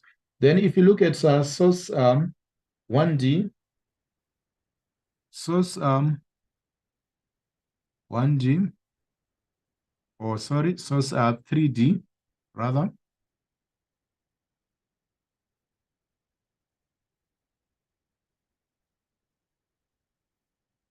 All right, source 3D is a more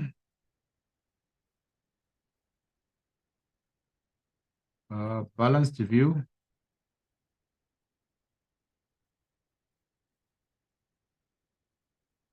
It is a more balanced view of the advantages and disadvantages of globalization.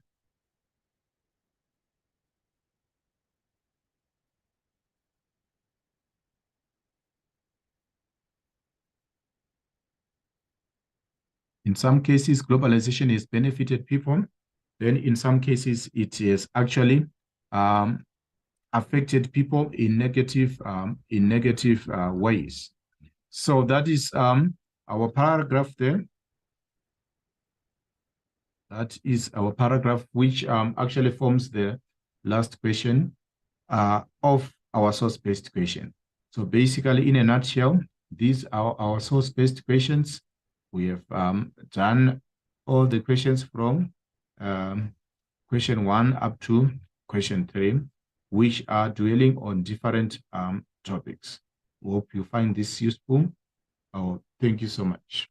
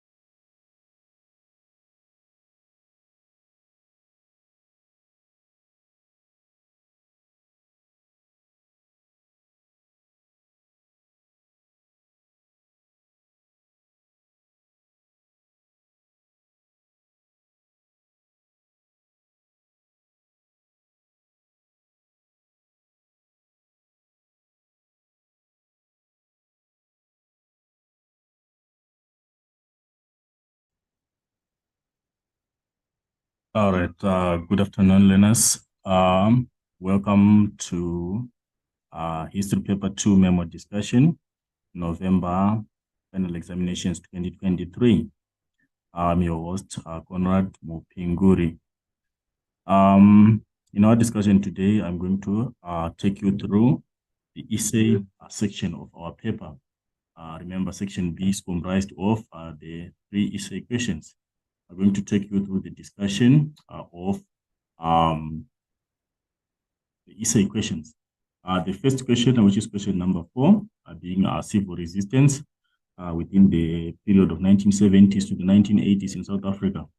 And our essay focus is on the Black consciousness. I think you are all aware of the concept of Black consciousness, the philosophy of Black consciousness. Right. So let's go through our question. Let's check our question.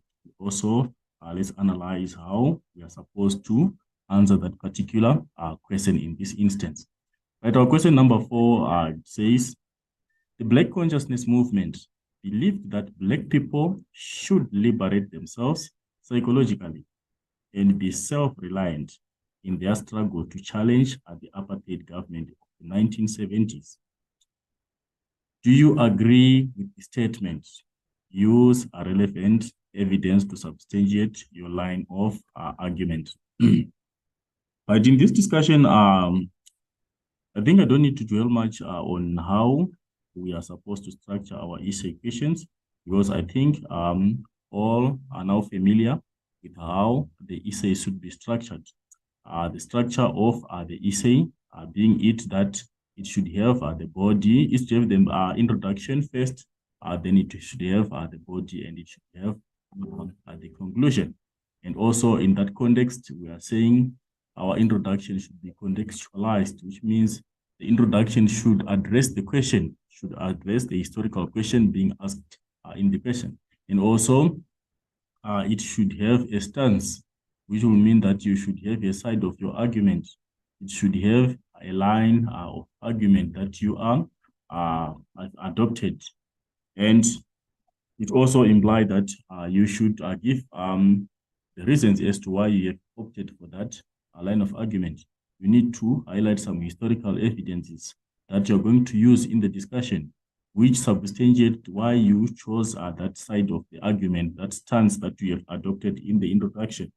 And you should also orient the reader what the reader should expect in the discussion, as the discussion unveils what is the reader going to meet in the discussion. That is basically the introduction. We do not need to spend much time on that, but rather what our focus is on today, we need to spend more time looking at the concepts and linking them how they should address the question given in this instance, right? And also, as you go into the body of your essay, you are advised that you give a brief background.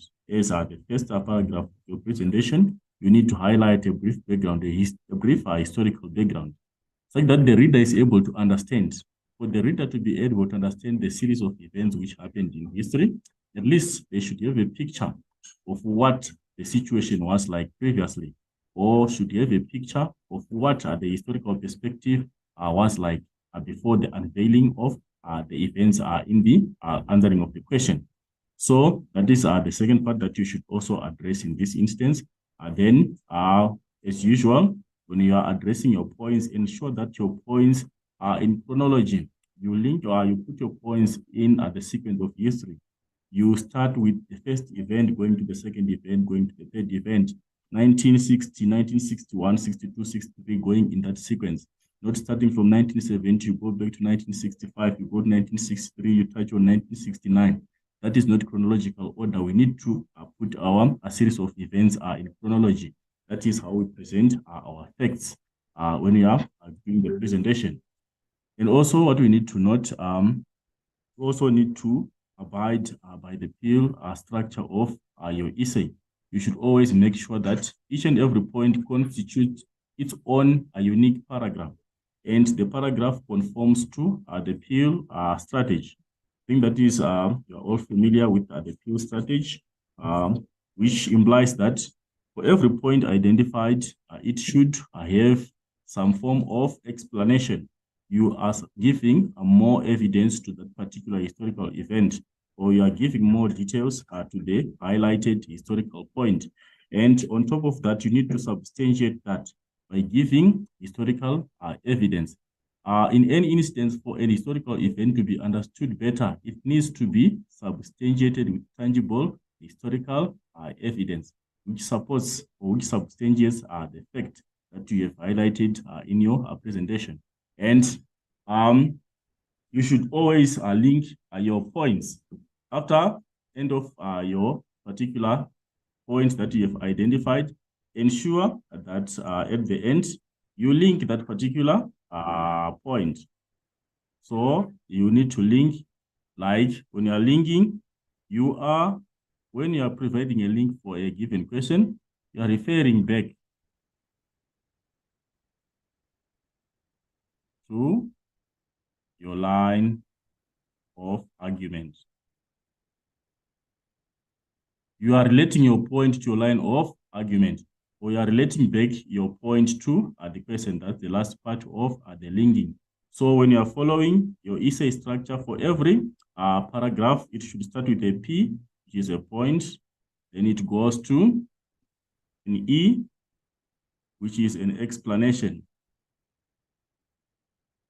And after the explanation, we need also to have some forms of evidence. You need you to highlight evidence. Then after the evidence, then you go to the linking. You are now referring back to your line of argument, or you are now referring back to the question, which implies that if you are following this structure of essay writing, if you are adopting the peel, your essay, you won't go astray, because you will always be referring back to the question, which means if a point is invalid, you will fail to relate it back to the question, which means as long as you are following the pure structure of the essay, your essay, you won't go astray. You will still be within the prefixes of the prescribed way of presentation, or you will be still aligning your discussion to the question asked in at any point in your presentation. So ensure that when you are having your paragraphs, they should conform to the pure format of presentation, which is the point, explanation, and let's go some historical evidence or examples. Then you have to link by referring back to the line of argument that you have adopted. Right. That is just a reminder on how we attack the essay questions in history. Then lastly, we have a conclusion. Your conclusion, you should tie up your points. And when you're concluding, you cannot introduce a new thing in the conclusion. And also, you cannot repeat exactly what you said in the essay, but rather you are giving the reader an overall impression of what you were telling them in the discussion. You are summing up your points, you are tying up your discussion, you are concluding your discussion. Right, let's go to our question in this instance. Right, our question is question number 4, the Black Consciousness Movement. Right, our question says the Black Consciousness Movement believes that Black people should liberate themselves. We should try to understand the question before we start answering. Liberate themselves psychologically and be self-reliant in their struggle to apartheid government of the 1970s. So our question is based upon the historical concept of Black consciousness. That's our concept in question, is solely based upon the Black Consciousness Movement. And what about the Black Consciousness Movement? It's a belief that Black Consciousness Movement's target was to liberate Blacks psychologically. What is psychological liberation in this instance? We are saying Blacks were supposed to be independent in terms of their way of thinking. They were supposed not to follow the perspective of the white way of thinking, or not supposed to obey, or not supposed to oblige themselves to the white way of thinking, but rather they were supposed to come out with their own way of thinking, which was at liberty with what the apartheid government was trying to enforce upon them as a people. So that was the psychological liberation. They were supposed to liberate themselves psychologically, which means their mindsets were supposed to be changed. Their way of thinking was supposed to be changed. Their philosophy of life was supposed to be changed. That is the psychological liberation. It all has to do with the mind. Then they were also supposed to be self-reliant in their struggle. They were not supposed to rely on the white men. Black people were supposed to have self-reliance, be it economic reliance. They were supposed to have identified their own way of life. They were supposed to fend for themselves and not rely on the white government, as they were struggling with the apartheid government, as they were trying to bring out change to their lives. By fighting the apartheid government, they were supposed to liberate themselves psychologically, which meant they were supposed to change their mindset. They were supposed to recognize themselves as a people on their own and not to keep in the bondage of thinking in the white man's way of thinking. And also they were supposed to be self-reliant, which meant that they were supposed to fend for themselves. They were supposed to identify opportunities for themselves, which would make them self-sustain and not depend on the white man. That is the question. That is the idea behind the question. Then in this instance here, what we need to do here, our question is asking about, do you agree with the statement? In this instance, we have to agree with the statement. This is a very valid historical concept. This is a very valid historical statement, which we cannot disagree to. We have to agree to the statement. That is our line of argument that we need to adopt in this instance. Because we know about Black consciousness, we have covered Black consciousness idea as a philosophy, and we know the targets of Black consciousness. These are some of the aspects that were addressed by Black consciousness movement to liberate Black people psychologically, for them to do away with self-pity. And also, they were supposed to be self-reliant and not rely on the apartheid government. These are principles that were vested by the Black consciousness movement. So we cannot deny this. This is a very valid historical statement, which we should agree to. Then what you only need to worry about is to identify relevant historical evidence or relevant evidence to substantiate our line of argument. We have to support it that this statement, we agree to it. We are agreeing to the fact that Black consciousness was believing that Black people should liberate themselves psychologically, and also Black people should be self-reliant as they are fighting to challenge the apartheid government of the 1970s. So in this instance, in my introduction, I will choose to adopt a stance which is in line with the historical statement. I am in agreement to the given statement. So as an example, I can introduce my essay as, indeed, it is historically agreeable that the Black consciousness movement believed that Black people should liberate themselves psychologically and be self-reliant in their struggle to challenge apartheid government of the 1970s. I have adopted a stance. I have shown that I am agreeing to the fact that Black consciousness vested those principles in its way of running. It was believing that Black people were supposed to liberate themselves, and also was believing that they were supposed to be self-reliant. I have agreed to that. That is my line of argument. Then I also said, when you have adopted a line of argument, you should give the because part. Why am I saying that Black consciousness was targeting to make people self-reliant and also make Black people liberate themselves psychologically? I need to highlight some historical evidences. I need to give an outline of the historical evidences that I'm going to describe, or that I'm going to dwell on much, or that I'm going to give detail in the discussion to come. So I will continue. The Black consciousness philosophy instilled a sense of pride. It also instilled a sense of worth and self-confidence among its Black people. I have given some piece of historical evidence which I'm going to use in the presentation. I'm talking about Black people being conscientized about their self-worth, and Black people having to uphold a sense of pride for themselves, and also to have confidence amongst themselves, and also to have unity. Those are some of the precepts of the Black consciousness movement. And here in the introduction, I am not explaining them. I'm just listing them as historical pieces of evidence. I'm going to explain them in the discussion to come. Then I need to orient the reader. I need to show the reader a direction. Where does the reader expect to go with the discussion? Where will the discussion take the reader to? What will they improve the presentation? I have to orient the reader. So what I will say in this instance, we'll continue by saying this presentation will further elaborate on the influence of Black consciousness movement towards psychological liberation and the self-reliance in Black people as a struggle against apartheid. That will conclude my introduction. I have addressed the basic precepts which are required in the introduction. My introduction is with a line of argument. It has got some pieces of historical evidence, and it has given the reader an orientation of what they are expecting to find as they go through the presentation. Right.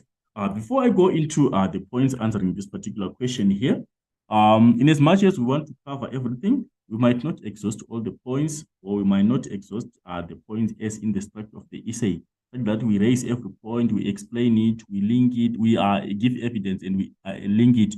Some of the points we might not be able to elaborate on all of them, because that might take us a worthwhile maybe 3 or 4 hours to complete that one question, which won't be conducive and which won't be type effective. Right. So what you need to do here, I'll give you an outline of what you're expected to cover in this particular essay. Like what I said, after you are done with the introduction, you are supposed to give a brief background so that the reader has got a clear understanding of what the Black consciousness was, where did the idea come from, what was its purpose, what did it seek to achieve, what was its motive, and why did the people affiliate themselves to the movement, and what was the rationale for people affiliating themselves to such a movement. Right. I want to elaborate on the brief background of the South African history. I think it's clear for most of you, you are aware of the history of South Africa, given the time of apartheid. There were so many liberal movements which wanted to resist, which wanted to show resistance, or which apparently wanted to resist the moves by the apartheid government. There were political activists, there were political parties which were formed. For example, the renowned ANC was one of the political movements which were opposing the apartheid practices from the white government. And we saw that with movement of time, what the government did, I can take you back to the defiance campaign. People defied the orders from the white regime as prescriptions, like the segregation practices, the Separate Amenities Act. People were resisting such through the defiance campaign. They went on a massive campaign to defy the orders. And also the past laws, people were resisting them.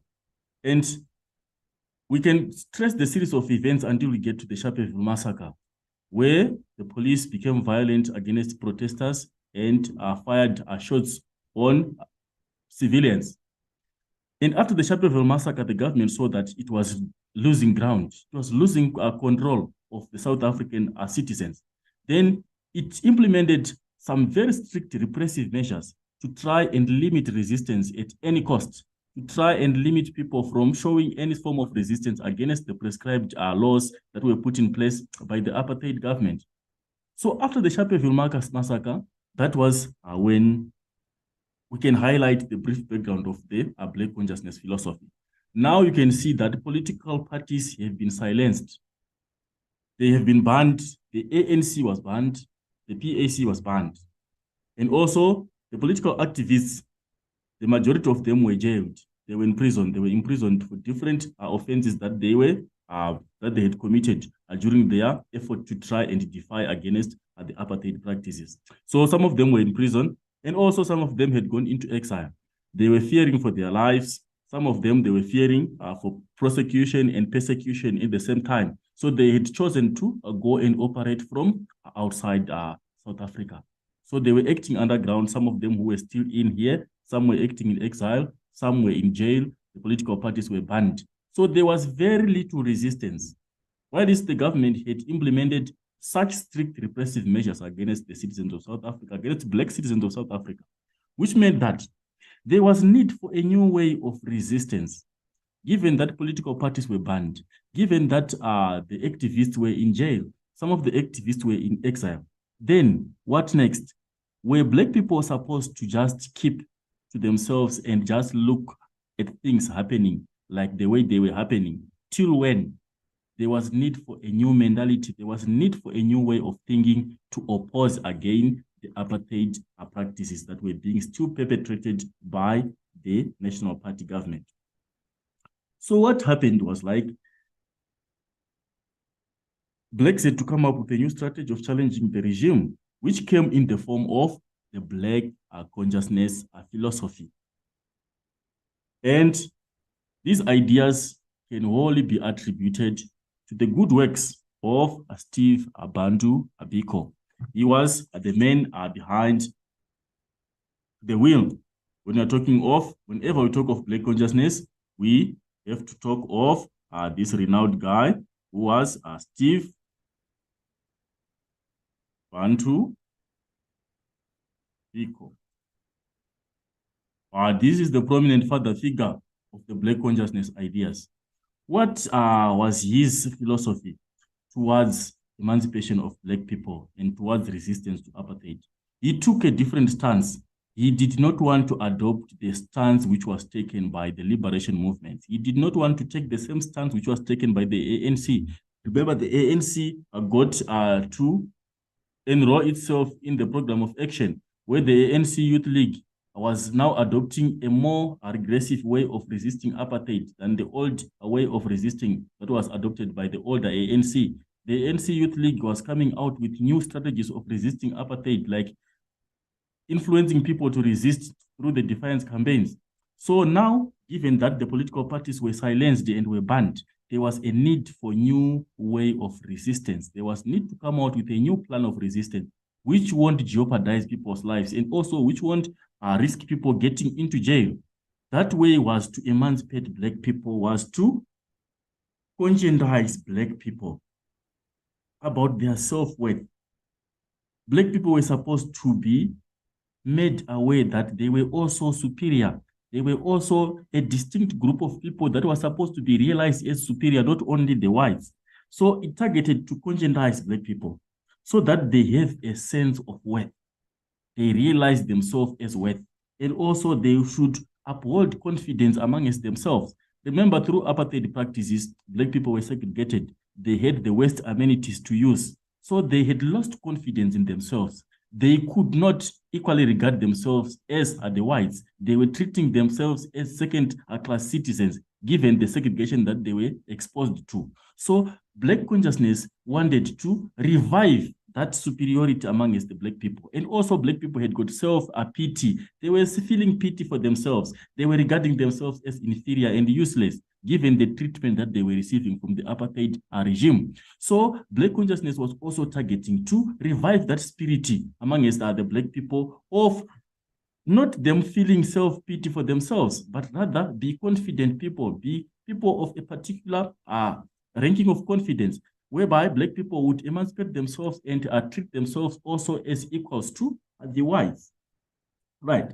Then basically, that is the background that we can talk about when we're talking of the Black consciousness movement. That was the idea behind that. Political parties were silenced, activists were imprisoned, activists were in exile, and there was very little resistance. And the government had put in place so much repressive measures to try and limit any form of resistance amongst the Black people. Then there was need for a new movement to resist. And Black consciousness came as a philosophy. It was a way of life. It was not a movement like the political movements, but it was a way of life. It was incorporated amongst the livelihoods of people. It was incorporated amongst the way of doing life that Black people were supposed to follow, because it was a philosophy, a way of life. Right. What happened with this guy again? What we can also add as background information, we can trace the history of Steve Biko to university, still in university. That was when he started his political aspirations and apparently came out with the decision of conscientizing Black people about the Black consciousness movement.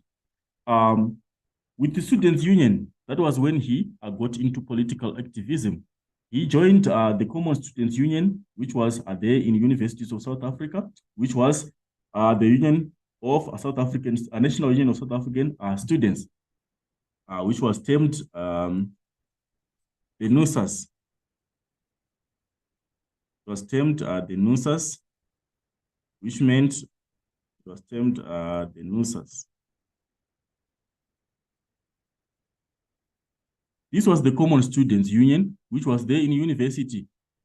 The National Union for South African Students.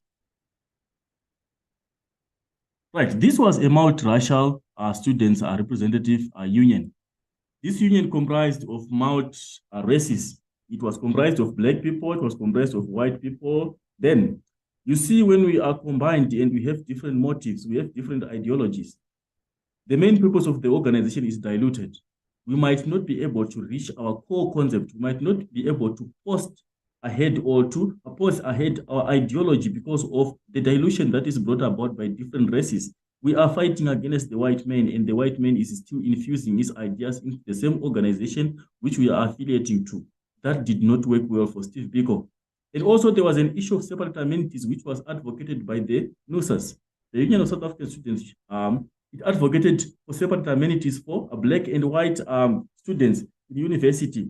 They said that they approved that Black students should not share the same amenities with white students.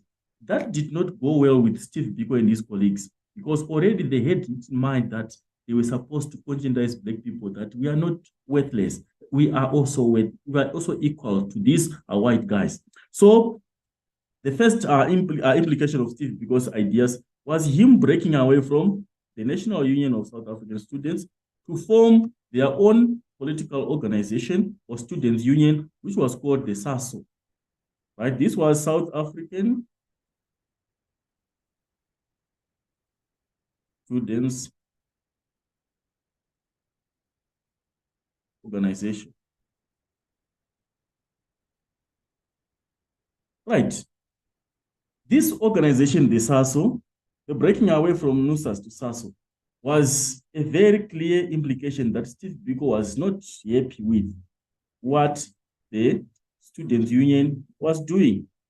The Students' Union was not taking care or was not fending for the need of Black learners or for Black students in university, but rather was advocating for the privileges of the white students in university. That is why they chose to break from the National Union of South African Students to form their own union, which was the SASO. And Steve Biko was elected the president of the union upon its inception in 1968.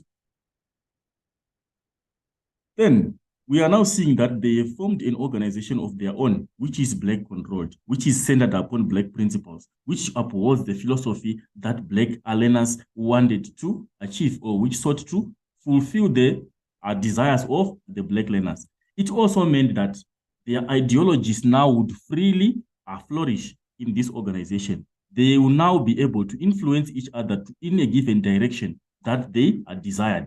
because now there's no more influence of the white learners within the same organization. It was now an organization which was upholding the needs, and it's going towards the direction that is sought to be achieved by the Black students in university. That was how Steve Biko got to start his movement and apparently come out with the Black consciousness movement. Right. How we're going to discuss this, I'm going to split this discussion into the implications of Black consciousness towards different sectors of South African citizens. Right. My first port of call, I'm going to address the implication of Black consciousness towards instilling Blacks with pride to challenge apartheid, instilling Blacks with pride and also conscientizing Blacks about their self-worth to challenge apartheid. That is how I'm going to address it first. I'm going to look at how Blacks were conscientized so that they were able to challenge apartheid, how Black consciousness tried to change the mentality of Black people, tried to liberate the Black people psychologically so that they are able to challenge apartheid. That is one port of call. Then I'm also going to look at how Black people, how Black consciousness influenced Black political organizations. How did it influence the way through which Black political organizations were running so that they were also able to challenge apartheid? Then I'll also go and look at another aspect which involves how Black consciousness instilled students with self-belief. Remember, we've talked about Steve Biko being in university training to become a medical doctor. In this instance, we're also going to look at how he influenced the students in universities, in colleges, in high school to challenge apartheid through liberating their mindsets and also through initiations to make them self-reliant.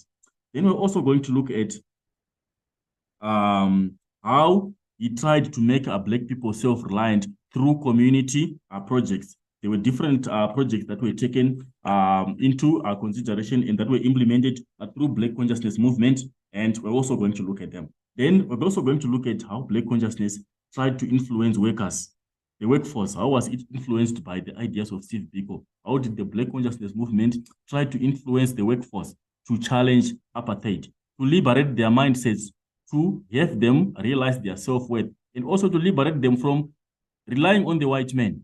So that is basically how I'm going to make this presentation. I'm going to divide it in those spectrums. So I will start with how Black consciousness assisted in the restoration of pride, or instilling Blacks with pride and self-worth. Right. Let me indicate my key point here. Right. I will talk about Black consciousness instilling pride. So it's BC movement instilling pride, self-worth,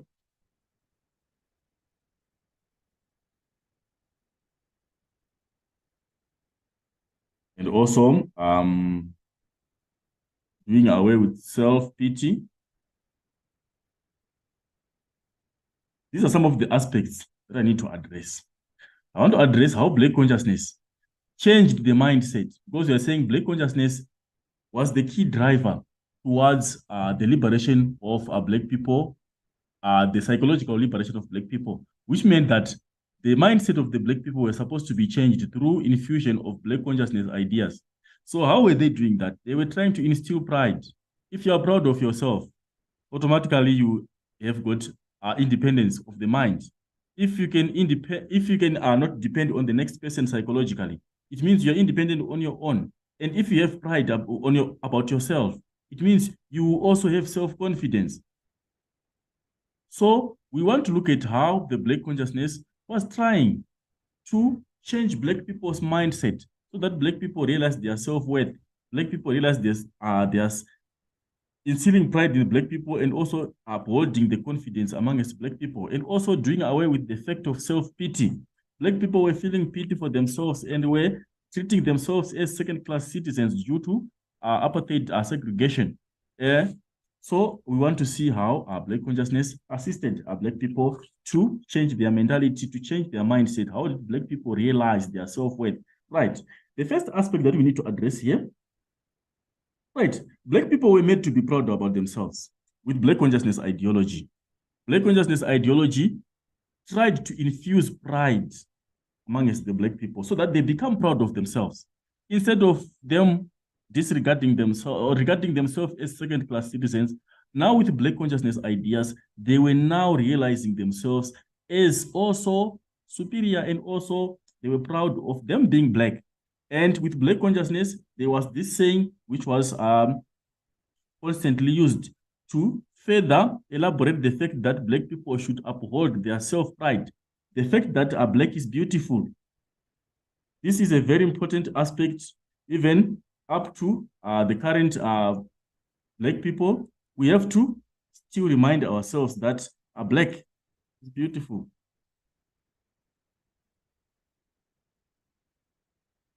Black being a color is beautiful. How do we relate Black to a bed, to the bed?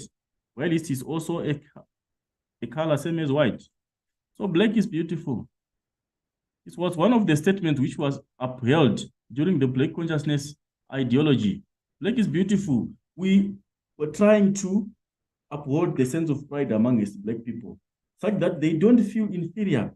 They don't relate white to superiority and relate Black to inferiority, but rather Black is beautiful. It's a sense of pride which was tried to be infused into Black people, such that in their attempt to challenge white people, if they have got confidence and if they are thinking that if they are proud of themselves, they would challenge the apartheid regime with confidence, because they will be having self-pride. Instead of them feeling pity for themselves, they were now proud of themselves and they were now able to pose a meaningful challenge to the white regime, given that they were infused with the mentality of pride amongst themselves.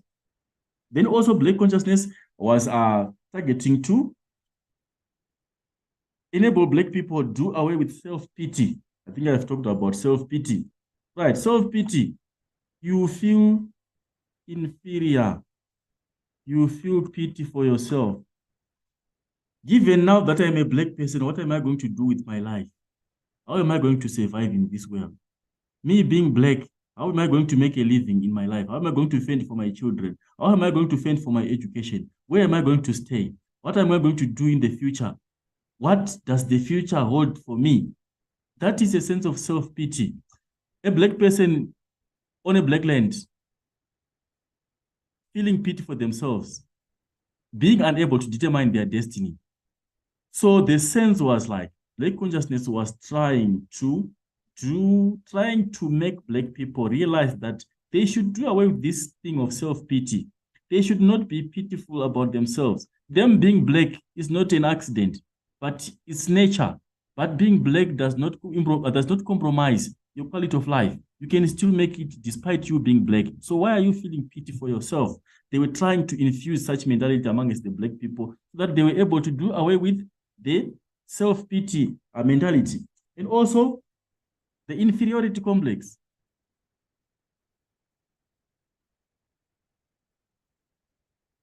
Black consciousness was trying to assist Black people do away with the inferiority complex.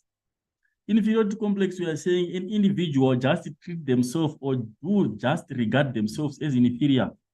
You treat yourself as inferior. The moment you meet a white person, you regard yourself as second. Why? Because it's a mindset. Not it's because something which is or which should be upheld, but it's because of Black people having that mentality that whites were superior to them. So instead of you having the same or equal standing as the white person, we're supposed to take the second option. If a white person has to occupy the best facility, then you have to go to the worst facility. Then why was that like that? Why was it like that? It was because also, not because the whites were forcing it upon the Black people, but it was also because the Black people had got to accept it in their mindset.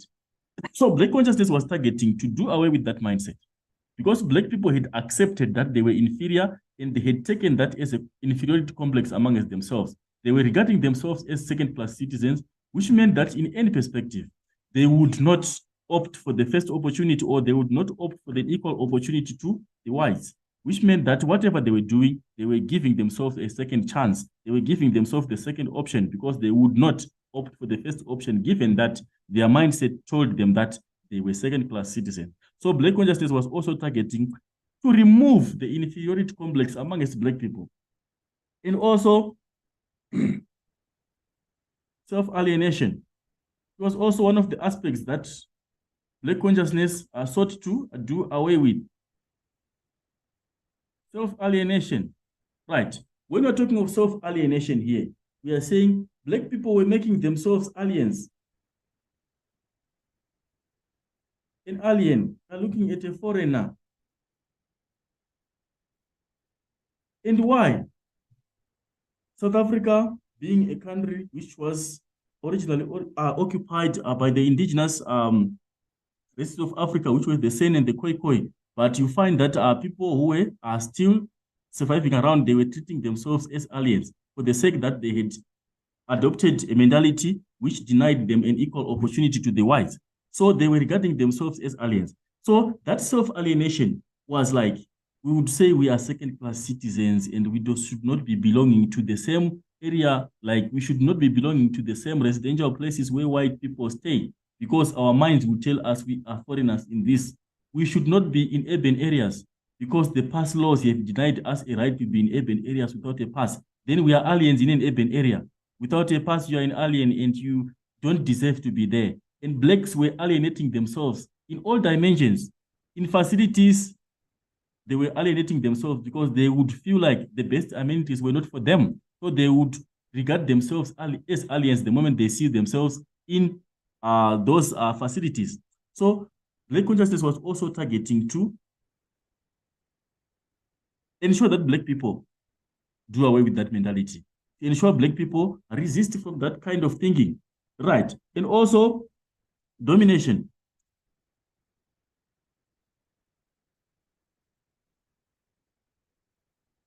Domination from external forces. Black people were agreeing to domination from external forces.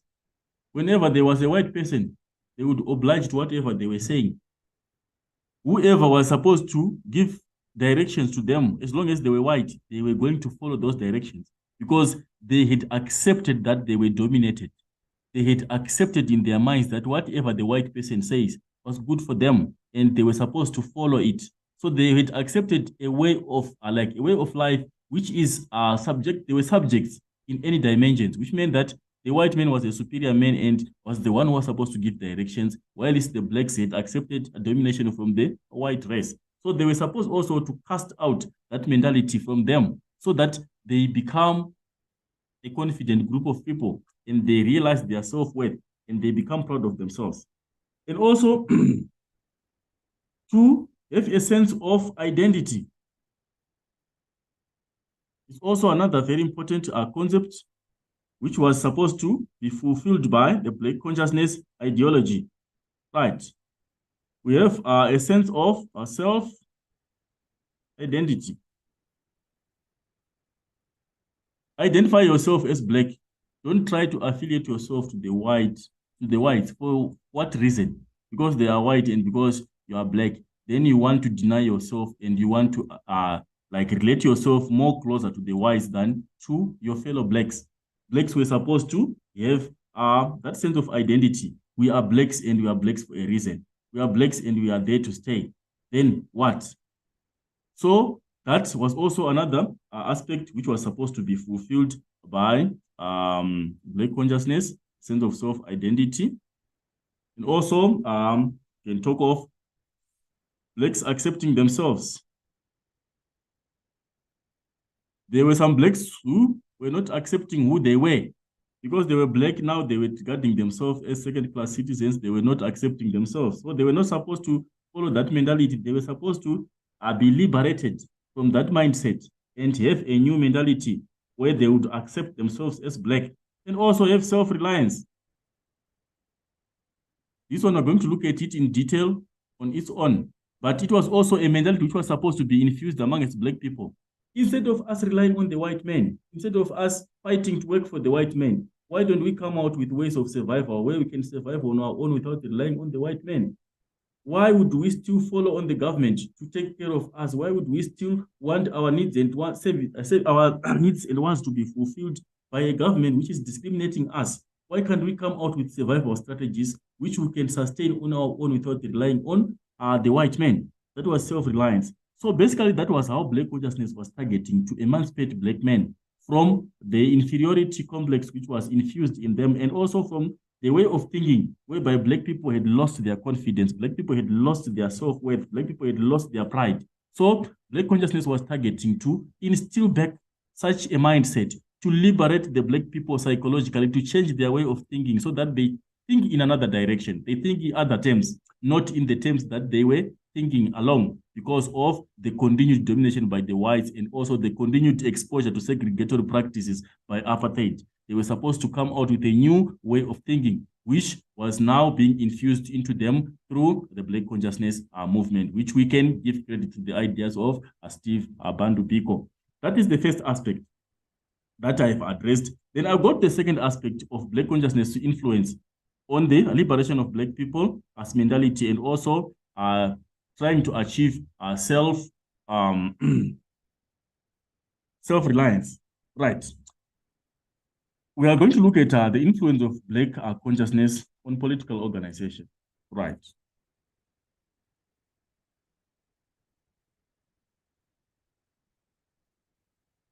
How did Black consciousness try to influence some political movements, some organizations, to try and resist the prescriptions of apartheid? What was the influence of Black consciousness on political organizations? How did it try to influence political organizations to try and resist apartheid? How did Black consciousness try to change the mentality of Black people so that they will resist apartheid practices in political organizations? Right. What we can refer back here, we can briefly refer back to the history of Steve Biko, which we have mentioned earlier on when we were talking about the background information. We talked about the National Union of South African Students, which Steve Biko broke away from and his colleagues to form the South African Students Organization. This was one of the best moves that he ever made, because the implication that was here with this students' union was that it was infused with white domination. People who were in this political organization, who were in this students' union, they were following the ideologies of the whites. And they were dominating, which meant that ideologies of Black people would not be fulfilled in such an organization which is dominated by the whites. The whites are against Blacks. The whites are after segregating Blacks. Then you want them to fulfill your demands. They definitely would not fulfill the demands. Like the implication that they accepted separate amenities for students, that Black students should not use the same amenities as white students in the same university. That was an indication that this organization was not after to fulfill the demands or the needs or to satisfy what the Black men wanted. But this movement here from NUSAS to SASO, it's a clear indication that Steve Biko wanted to have an organization in which his ideas would flourish. Now they've created their own organization, and then given now that all the people who were affiliating to the organization had got the same mindset, were infused with the ideology of Black consciousness. It meant that whatever they were going to discuss here was going to further their ideology towards resisting apartheid, was going to empower them to resist apartheid in a more devised way, because they had shared ideologies. They now had a shared vision of how to resist apartheid. And also, they were frustrated with the first organization that they had joined. So it meant that whatever they were going to discuss here was going to be beneficial for them and was going to work in favor of them, because they were now liberated from the movement which was white dominated. That was 1916. Hey, right. Then let's go to the other implication.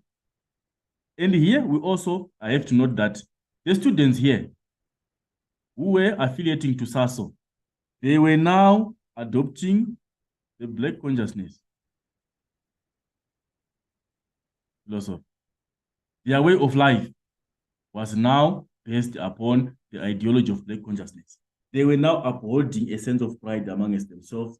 They were now having a sense of identity as Black learners, as Black students in university. They were now having to accept themselves as Black, not to try and alienate themselves or not to try to take themselves as inferior. They were now upholding their superiority. They were now resisting domination from external forces. And also, they were upholding the sense that Black is beautiful amongst themselves as a group of people in university. They were self-emancipated to the extent that they were now proud of themselves, which means whatever they were doing here, they were doing it for the sake of the upholding of the superiority of the Black race and not for the interest of the whites. They were now doing it on the side of the Blacks. So whatever they were doing was now biased towards the philosophy of our Black consciousness. Then we can also go on and look at the implication on the formation of other organizations as a result of the Black consciousness movement. We can talk of one main important organization that was formed as a result of Black consciousness ideology, right? It was called the Black People as Convention. Right. This was, we can term it the vehicle of BC, Black consciousness philosophy. What was this Black People's Convention? Right, the Black People's Convention, it was a compilation of different sectors of Black people amongst the South African society. It comprised of students,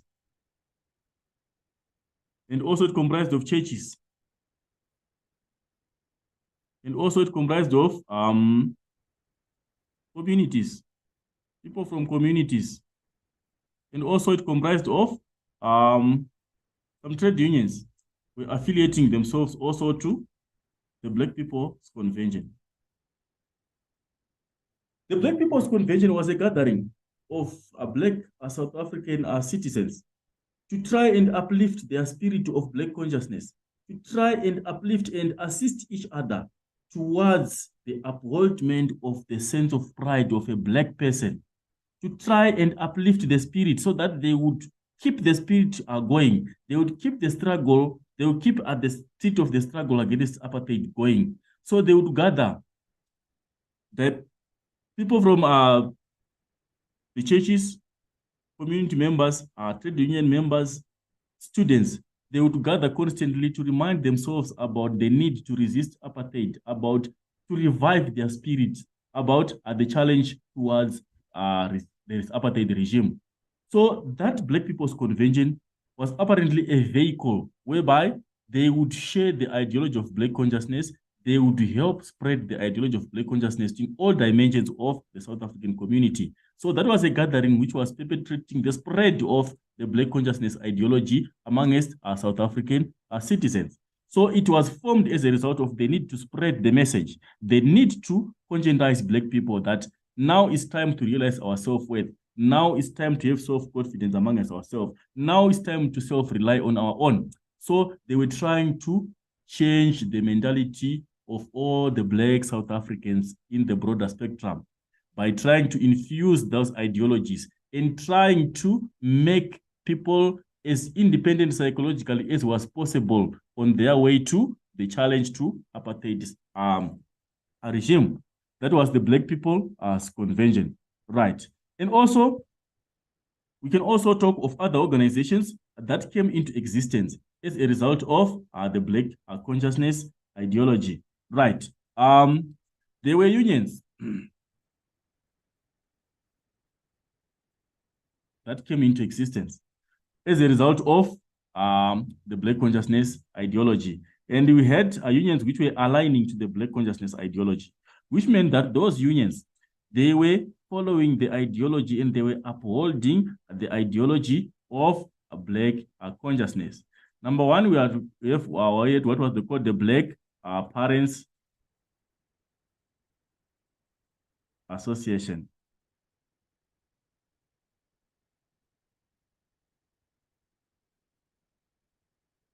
It was a gathering by Black parents, whereby they would share the ideology of Black consciousness, they would uplift the spirit of each other, and they would try to infuse with each other the ideologies of Black consciousness, the ideology of self-worth, the ideology of self-reliance, the ideology of doing away with self-pity amongst Black parents. It was affiliating itself towards Black consciousness ideology. So it was a union which was formed, but its ideology or its perception of operation was biased towards the ideologies of a Black consciousness. Then we also had the other union, which was called the Black Allied Workers Union. The Black Allied Workers Union, which was also termed the BAUU.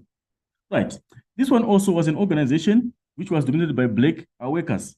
The Black workers, they were also emancipating themselves, given that they were exposed to harsh working conditions, they were exposed to poor pay conditions, and all those sorts of ill treatment in the white men's factory.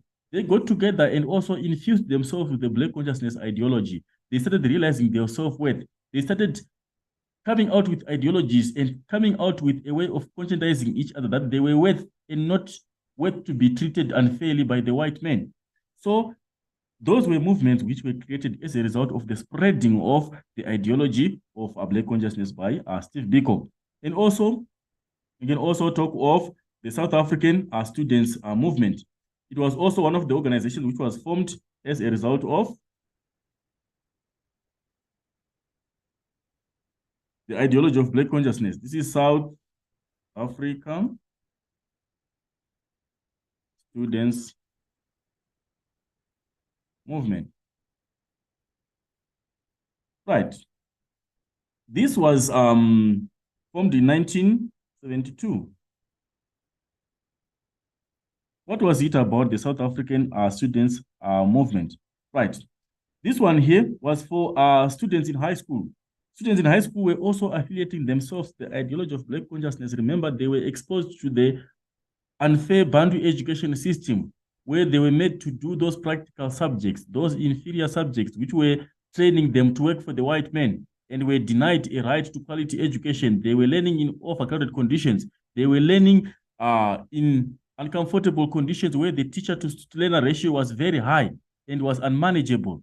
They were exposed to the worst infrastructure in the schools. So they were not also happy with how they were treated. So they tried also to come out with an organization which was going to spread the message, was going to spread the ideology, was going to change the mentality of learners in high school so that they have a different mentality. They change their mindsets to a mindset of an emancipated Black learner. So that was also another organization that came into existence as a result of the ideologies of Black consciousness. Right. And with the government seeing that, I think one of the most important aspects that we're supposed also to mention was the reaction of the government to Black consciousness ideology. Initially, when the Black consciousness got into existence, the government was not even worried about it, was even happy. The white government was even happy to find out that Black people were now trying to come out with a way of self-sustenance. They were so happy. They were thrilled by the development because they were adopting a policy of separate development. They did not want to uplift areas that were dominated by Black people. Remember the homelands.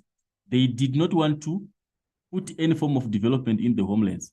And also, they did not want to target to emancipate the Black men. So when they see Black people trying to emancipate themselves, trying to come out with ideas of self-reliance and whatever, they were happy. They felt now that the Black man is doing his own thing and we should just ignore them. Since we have adopted the policy of separate development, we are targeting to develop where we are best and not where they are. So since they are developing where they are, let them do what they are doing. But later on, they became worried after seeing that the ideology was spreading, was becoming a veiled fire, was getting right across South Africa and was changing the mindset of Black people. Black people were now resisting to their prescriptions. They now became worried. They started arresting the leaders of Black consciousness. And the arrest of the Black consciousness leaders led to the heightening of political activism. People now were resisting, were now heightening their form of resistance, given that their leaders were being arrested. They had tried to come out with a new ideology of resistance, which is non-violent, but now their leaders were being arrested. They heightened also, they increased also the pace at which they were resisting. They also increased the way at which they were mobilizing people to have self-worth and the way they were mobilizing people to change their mindsets. Right. That is basically the influence of Black people on Black consciousness in political organizations. Right. We need also to go and look at the influence of political organizations, the influence of Black consciousness on students. Influence of Black consciousness.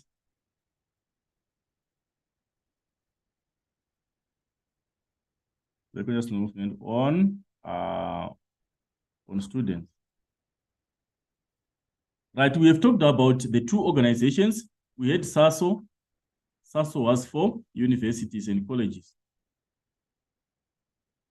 And we had the SASM, South African Student Movement, which was for high school. These were the two movements which were dominating the influence of Black consciousness among students. This being for university and this one being for the high school learners. How did they try to influence? The very most key aspect that we need to note here is the Soweto uprising.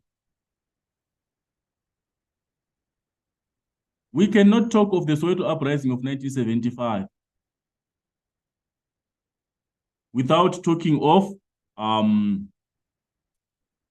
the Soweto uprising of 1976, without talking of the Black consciousness idea.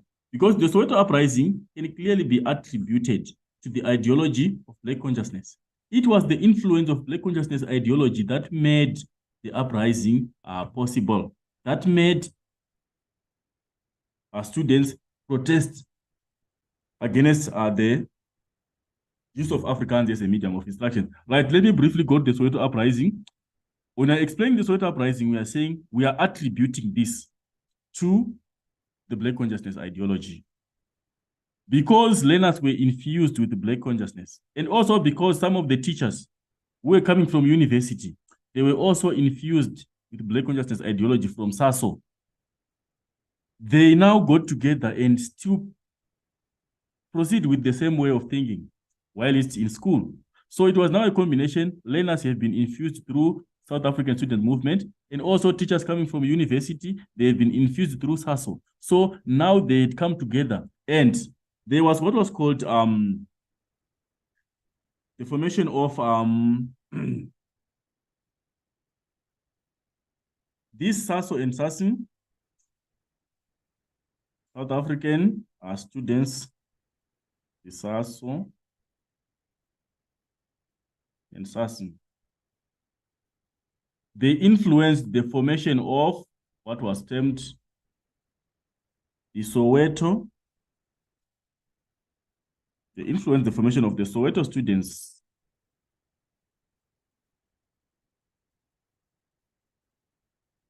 Representative Council. This was a council what was put in place to try and uphold the demands of students in Soweto. A council which was going to represent the demands or what the students in Soweto were looking forward to be fulfilled on their behalf. So what happened was through the Bantu education system, which I've mentioned earlier on, the white regime was adopting a Bantu education system, which was unfair for the Black men. The Blacks were supposed to do practical subjects in high school. They were not mandated to attempt those science subjects, those high-paying subjects like the engineering subject. They would not have an opportunity to do that, but rather they were meant to do agriculture, they were meant to do woodwork, they were meant to do metal work. Those are forms of educational practices which would train them for the workplace and not to emancipate themselves to become self-reliant, but rather to work for them, white men. So they were not happy with the Bantu education system. What did they do? On top of them implementing the Bantu education system on the Black men, they also instituted what was called the Circular 50/50, which was issued by the Department of Education. This Circular 50/50, what was the implication of Circular 50/50? On top of Bantu education, the Blacks were denied the right to attend good education, to attend good and well-paying subjects in the future. On top of that, there was a circular which was put in place, which was the circular 50-50, which instituted that Afrikaans was supposed to be the medium of instruction. What we are saying here, we are saying Afrikaans was supposed to be the language of teaching and learning. That is what it means when I say it's a medium of instruction. We are saying for teaching and learning to take place in the schools, they were supposed to teach in Afrikaans, they were supposed to learn Afrikaans.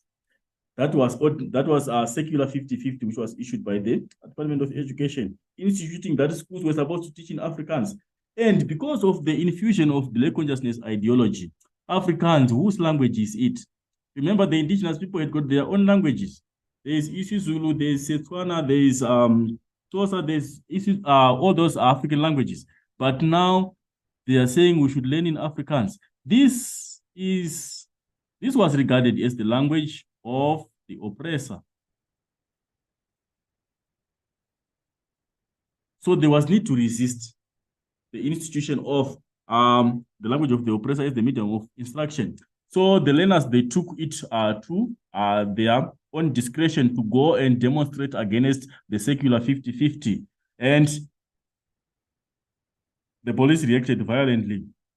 The innocent learners who were demonstrating against the issuance of secular 50-50. That was on the 16th of June, 1976, where we realized the Soweto uprising, and there still remains a popular memory of the Hector Peterson,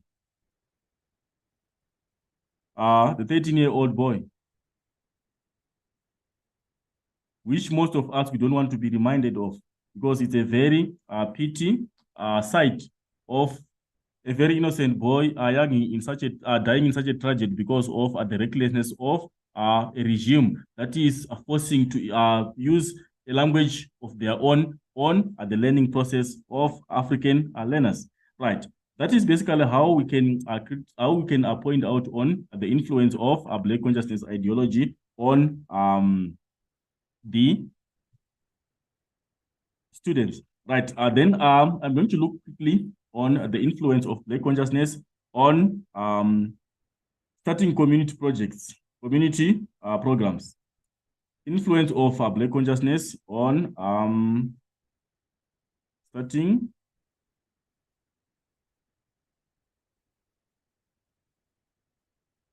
community programs.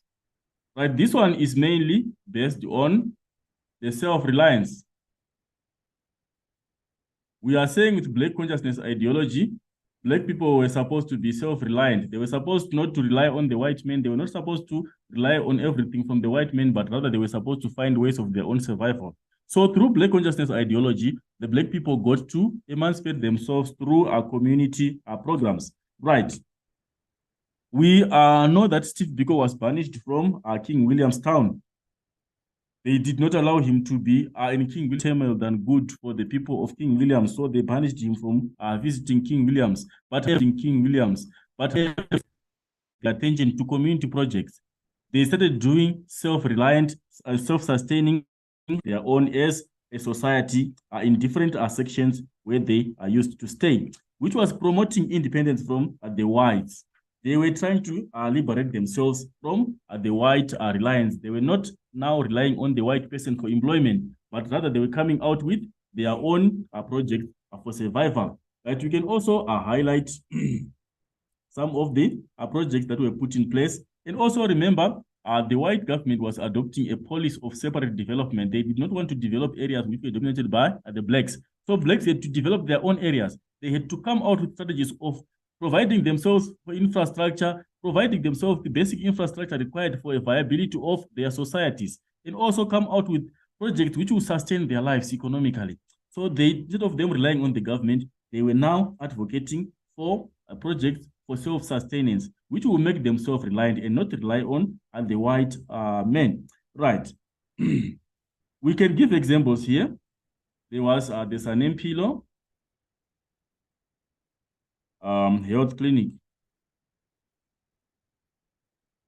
I'll just highlight some of the examples. You can also talk of the Ginsberg Educational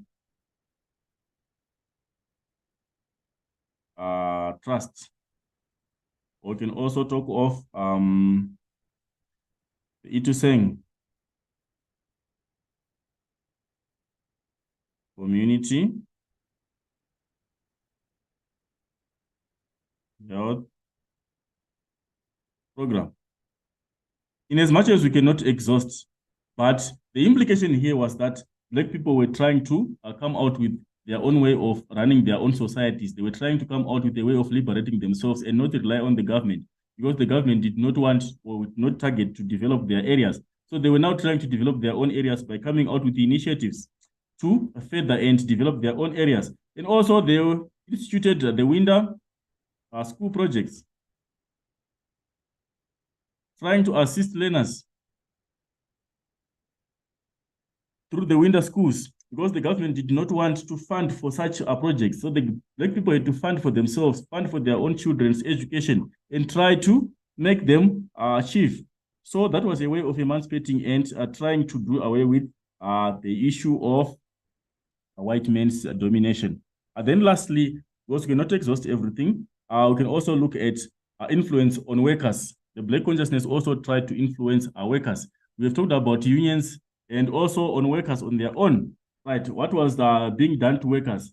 Remember, we're talking of self-reliance here. Instead of people resorting on to working for the white men, they were supposed to be self-reliant, and also they were supposed to change their mentality at workplace. Instead of them feeling self-pity and being abused by the whites, they were supposed to realize themselves as worth and also try to challenge even in the workplace. So what did they do? They mobilized the workers to form trade unions. Through Black consciousness ideology, trade unions were formed. And we can talk of the Black Allied Workers Union. It was one of the renowned unions in South Africa that started demonstrations against the white regime. In 1973 in Durban, there was a widespread industrial action which is renowned in the history of South Africa, which was started through the Black Allied Workers Union, which came as a result of the ideologies of Black consciousness. So that is the picture of Black consciousness ideology towards challenging the apartheid state, towards the changing of mentality to liberate liberate Black people from the mentality of self-pity, inferiority complex, and all that, to try and emancipate Black people from that way of thinking, and such that they will be able to come to a position where they will challenge the apartheid government. So, in as much as we have discussed, we cannot exhaust everything. We now need to go to the conclusion of our essay. Right, when we are concluding, we are tying up our points. Given that we have discussed a lot of aspects in this essay, we can tie up our discussion by highlighting maybe the key points, or by giving the reader a conclusive statement of what they were going through in the discussion, or by highlighting what we think is a key element in the discussion, and without actually repeating or describing the same way we described it in the presentation, because that will be repetition. Or we cannot introduce a new thing in the conclusion. We just need to tie up our discussion in the most possible and most convenient way of summing up our discussion. Right, what you can do in this, you can say, from the discussion above, one can undoubtedly agree that it was the belief of Black consciousness movement that Black people should liberate themselves from psychological and be self-reliant in the struggle to challenge apartheid government in the 1970s. The psychological liberty and the relief that Black people have today cannot be celebrated without giving credit to the ideas of Steve Bantu Biko. I think that is a sound conclusion which is contextualized. Our conclusion is addressing what we adopted in the line of argument, and also is tying up our points by giving us that in as much as we are celebrating the liberty that we have now, the mindset that we are having now, we cannot talk of this new mindset that we have without talking of the ideas that were infused by Steve Biko. Because if it was not for the ideologies of Black consciousness, we will still be having the self-pity ideology. we will still be having the ideology of rejecting ourselves and not realizing our self-worth. We will still be having to rely on the white men and not have any self-reliance. So we can be rest assured that the ideologies of Black consciousness, they assisted so much in the transformation of the Black people towards their self-realization and towards whatever is now currently being experienced, which is beneficial for the Black men. So we give credit to the ideas of Steve, Bantu, Biko. Basically, that is the essay, right? I'll quickly take you through a discussion for question number 5. But in as much as we are discussing question number 5, we cannot dwell much on some of the concepts. We just want to highlight what you need to know so that you are able to answer that question. Given now that the structure of the essay, you know what you are supposed to follow. You are supposed to follow P, you are supposed to have an introduction and the structure of the essay. Now you are familiar with the structure of the essay. We cannot still go back to that aspect of us addressing the structure of the essay, but rather we need to go to the points that will help us answer the essay question. Right, we know that the question number 5 is the road to democracy. The essay question is basically based on the transition from the rule of the white government to a democratic South Africa, which was realized in 1994. What happened for us to realize the transition that happened? What was done by the South African movement to try and come out with a new South Africa, which is independent, which is democratic now, where there is democracy, given that we were exposed to the harsh treatments of apartheid, and also we were treated badly through segregatory practices that were put in place by the apartheid regime. So the question is basically based on the process of negotiations that took place and the disturbances that happened as the negotiation progressed. Because remember, the negotiations did not progress smoothly. They were marred with some incidences of violence and also some frustrations amongst the participants who were supposed to come out on to come to the discussion table. So we're going to look at the question and try to identify the valid points that we can use for that particular essay for us to be able to come out with a valid response that will answer that particular question.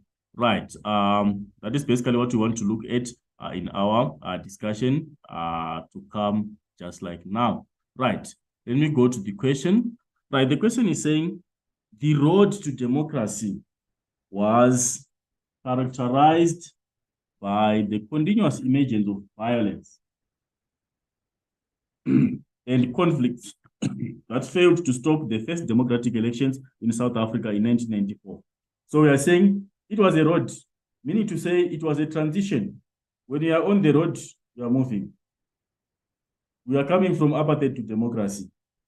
And what is happening as we are moving from apartheid to democracy along that road, we are having continuous emergence of violence and conflict. But what did those do? What did those two aspects do? What did the violence do and what did the conflict do to our road? Did we stop on the road because there was violence, or did we stop on the road because there was conflict? No, they failed to stop the first democratic election, which meant that despite the actions of violence and the instances of conflict, still the road progressed and we managed to get to the democratic South Africa, which was born in 1994. So the question says, critically discuss this statement. A critical discussion question, we need to approve the statement or we need to disapprove the statement. Are we saying that is a valid historical statement? In my view, that is a very valid historical discussion, a very historical statement, because there are instances of violence which happened, and there were conflicts that were realized as the process progressed, which means that I have to approve that particular statement. So I'll try to highlight how I can introduce my essay based on that particular question. I would introduce it like I will take the most simple stance of introducing this. The road to democracy was indeed characterized by the continuous emergence of violence and conflicts that failed to stop the first democratic elections in South Africa in 1994. The negotiation process involved events such as the Grootska Minute, the Pretoria Minute, the Convention for a Democratic South Africa 1 and 2, amongst other negotiation processes. Whilst these were taking place, several spats of violence and incidents of conflict were realized. This presentation will focus on the transition from apartheid to a democratic South Africa in 1994. Basically, that is how I can introduce this essay. Though it's not a pre-planned introduction, but I've tried to touch on the aspects. I've tried to adopt a line of argument. I have shown that that is a valid historical statement because I've approved it. And also, I've given some piece of historical evidence about the negotiations that were taking place. I've talked about the Grootska Minute, I've talked about the Pretoria Minute, I've talked about the CODESA 1 and CODESA 2. That is the road. Because on the road, we are having processes taking place. We reach bus stop A, we reach bus stop B as we are going towards our destination. So I've highlighted some of the events that took place on the road, which we are going to elaborate in the discussion. Then I've also indicated that while those were taking place, there were also spats of incidents of violence and spats of incidents of conflicts amongst the negotiators. As this process was happening, as we were on the road, people got to disagree, and we disagree to agree again. And people also got to fight along the way. And how is the discussion going to elaborate this? This is going to be based on the transition from apartheid to a democratic South Africa, which was realized in 1994. I think that is a complete introduction. It has all the aspects required of an introduction. Right. What we need to do with this essay, given that we need to have some brief background, what we can talk about here, I will highlight on some background before the negotiation process. What had happened before the negotiation process, and what then happened when negotiations started. Right, we can point it back to the history of Nelson Mandela as a prominent feature and as a prominent figure for the politics of South Africa and for the liberation of South Africa. We know that Nelson Mandela was sentenced to life in prison for planning to overthrow the apartheid government by violence in 1964.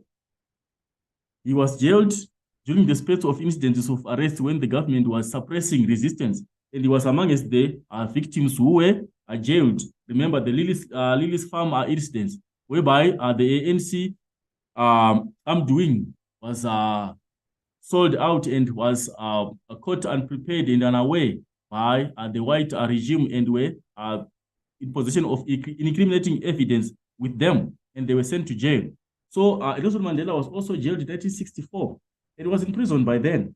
And we also know that around in 1985, the president then of the National Party, Botha, he offered Mandela a conditional release from prison on condition that he renounced the armed struggle of the ANC against the government.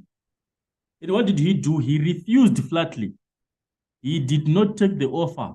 Botha wanted to give an impression to the world that he has released the prominent figure of South African politics. He has released Nelson Mandela from prison, but he was giving the condition, was giving a conditional release that Nelson Mandela renounces the armed struggle. He would say, no, gentlemen, let's stop fighting against the white government. Let's be friendly to them, and so that I can be released. But he flatly refused. He chose to stay in prison for as long as he was alive. The struggle was supposed to continue.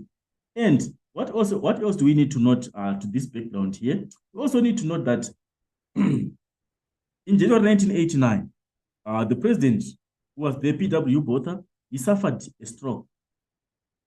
And in February, he announced his resignation as a leader of the ruling National Party, but he remained the president of the country.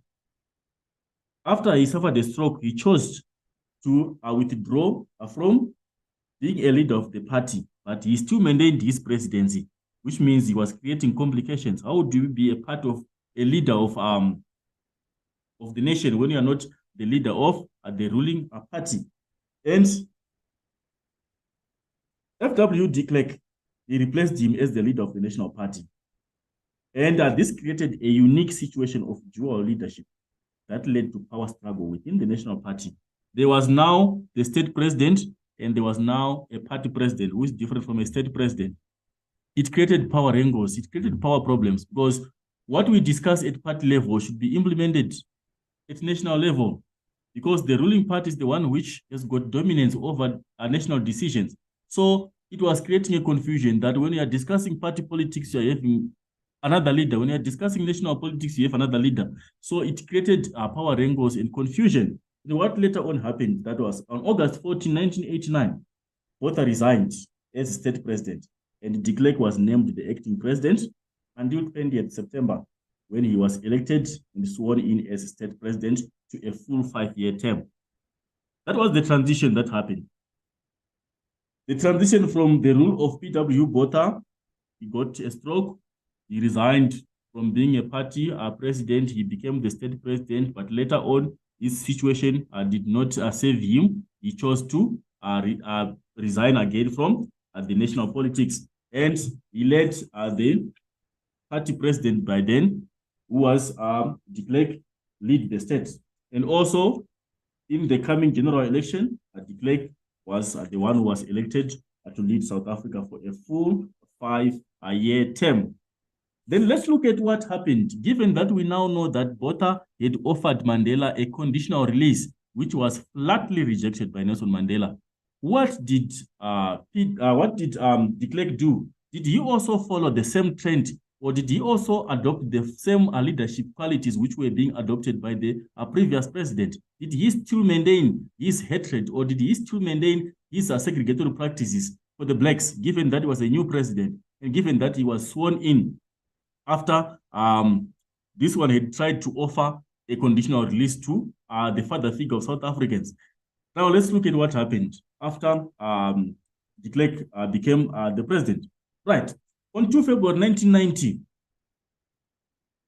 in his opening speech to Parliament, President F.W. de Klerk began a new era of South African history. He declared that the season of violence is over. The time for reconciliation and reconstruction has arrived.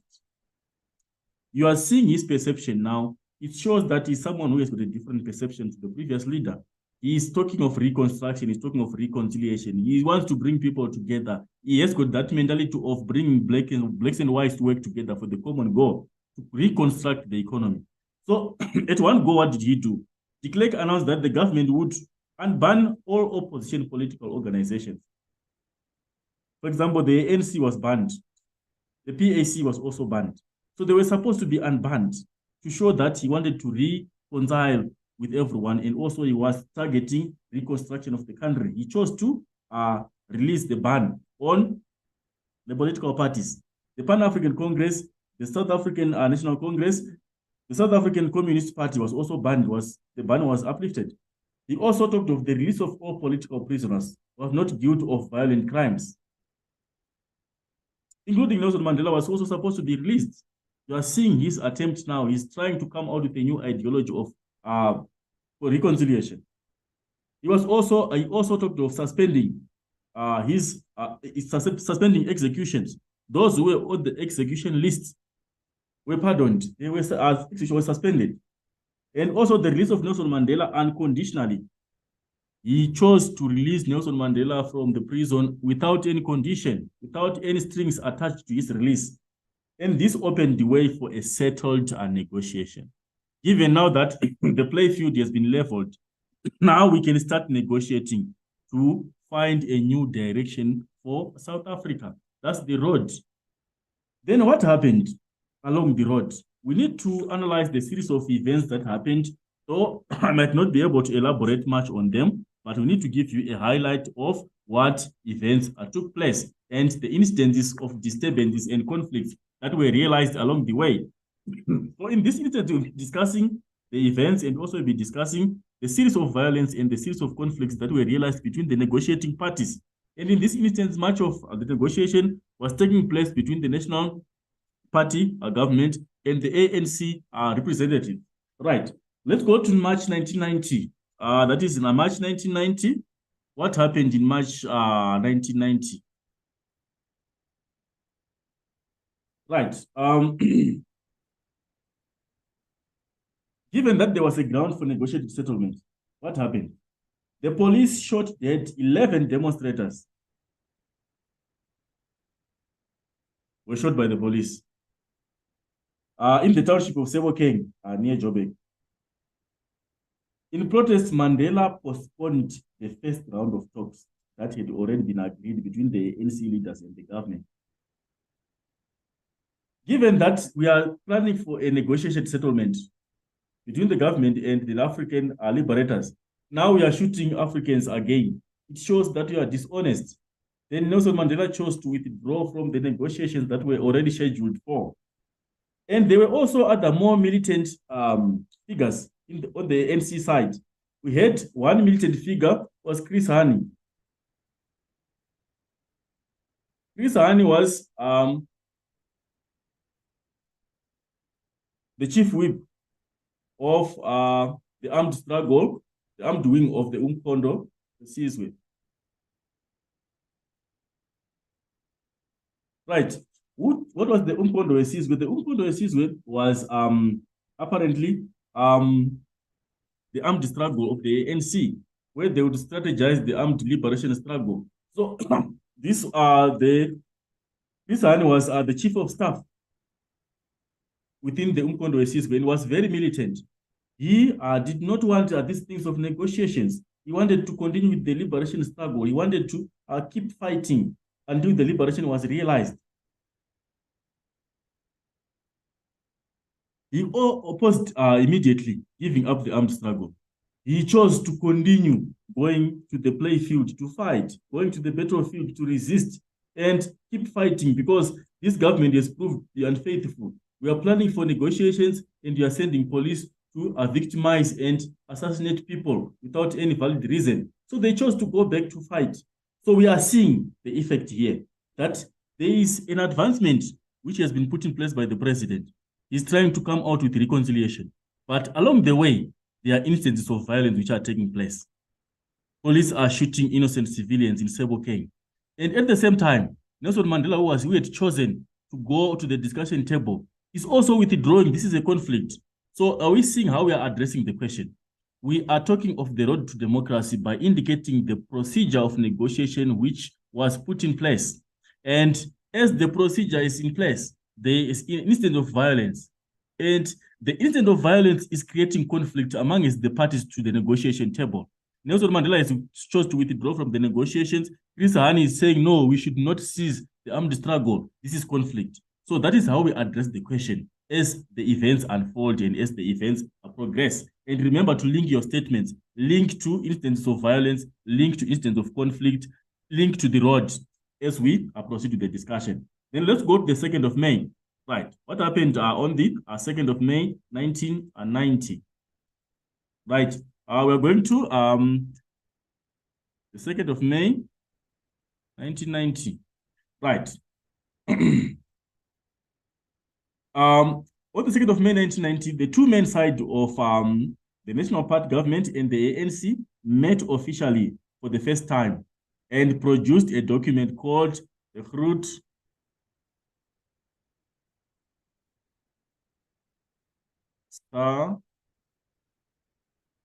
Minute. That was the first meeting.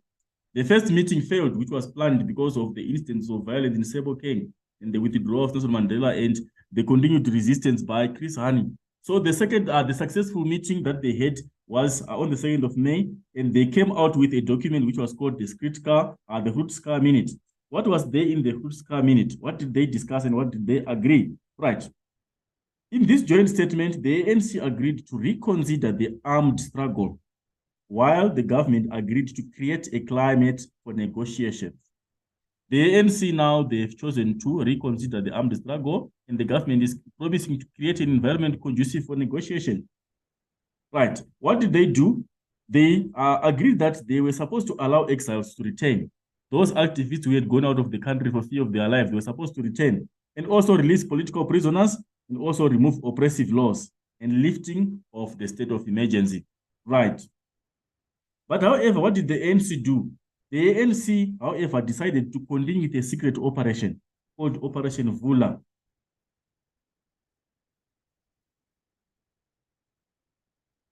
Given now that they had known the behavior of these guys are unfaithful. We are trying to come out the negotiation table. They are sending police to cause violence. So what should we do? Should we relax completely and rely on them? Should we have full faith on them? No, let's have a separate and private arrangement in case if they behave the other way around. After we have disbanded our armies, after we have decided to leave the battlefield completely, what are we going to do? So what happened? A group that directed armed activists within South Africa, the idea was to provide an insurance policy in case of negotiations failed. We need insurance. If negotiations fail, what are we going to do? We need to go back to the battlefield. So we should be having an indirect fighting front on the field. Fact that in case negotiations fail, we go back to the old way of coming to terms. Then in July 1990, the police arrested top leaders of Operation Vula, who was notably Mark Maharaj, was one of the major leaders of the Operation Vula, claiming that they were planning to seize power from government by means of armed uprising. That was the proclamation of the government.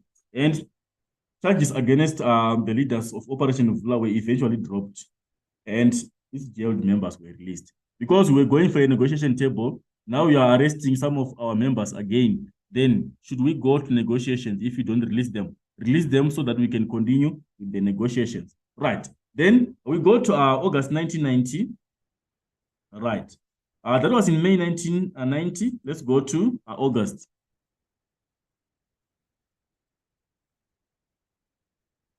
What happened in August 1990?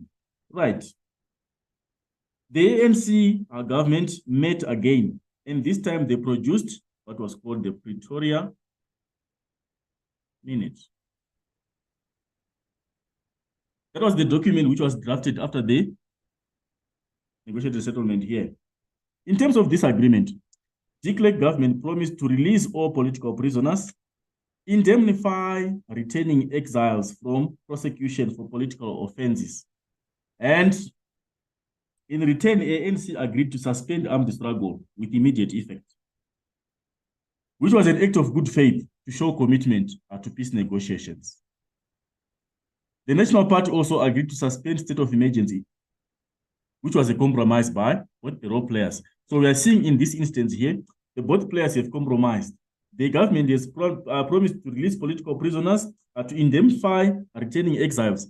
What we call indemnification, we are saying those returning political prisoners, they were not supposed to go through a criminal court and be prosecuted for the offenses that they committed. They were supposed just to come as free men, as free women, and join the rest of the South African society without any challenges.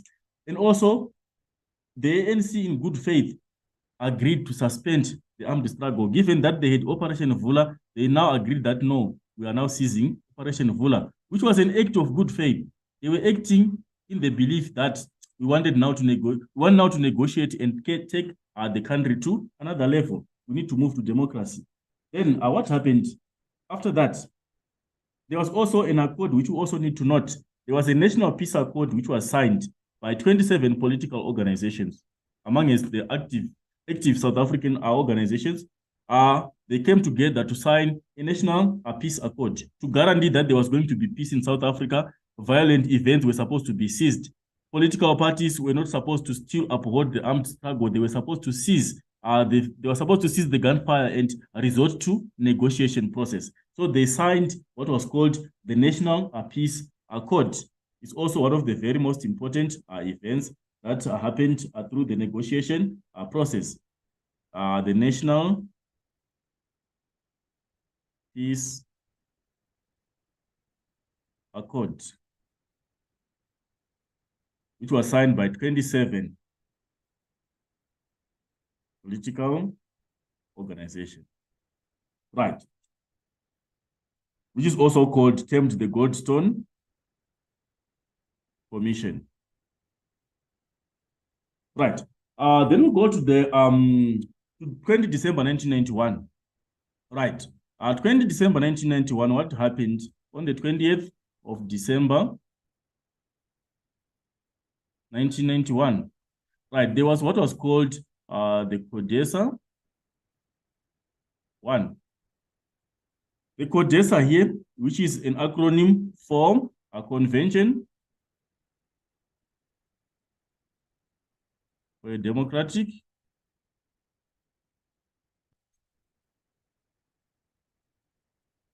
South Africa, which meant that it was a convention, a gathering, decide on the coming of democracy for South Africa, convention for a democratic South Africa. That was CODESA 1. What was agreed on CODESA 1, on who was involved in that particular event? 19 political parties, except the Conservative Party and Pan-African Congress. They got to that CODESA. The parties could not agree on power sharing and constituent assembly. The meeting ended. Given that there were so many participants for that CODESA, for that convention, they could not reach a common consensus because each one would be pulling on their side. So they could not reach a common agreement for CODESA 1. And the meeting had to end without them reaching a consensus, without them reaching a common agreement on how they were supposed to share power, given that there were so many active political parties which were against apartheid. And also, given that the apartheid regime was not faithful and did not want to seize power instantly. So the CODESA 1, the meeting just ended without anything that was finalized because they disagreed on power sharing and could not ascertain the Constituent Assembly. Right. Then there was the Declaration of Intent. It's also another event which happened along the road. The Declaration of Intent.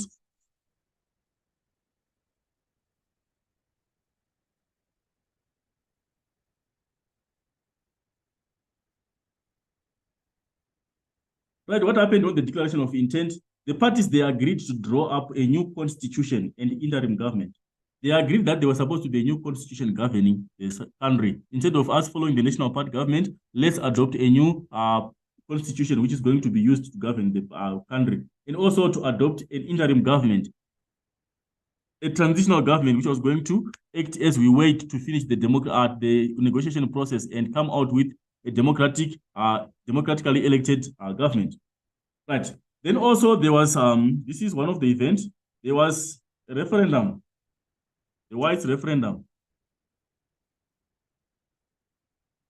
Whites only referendum.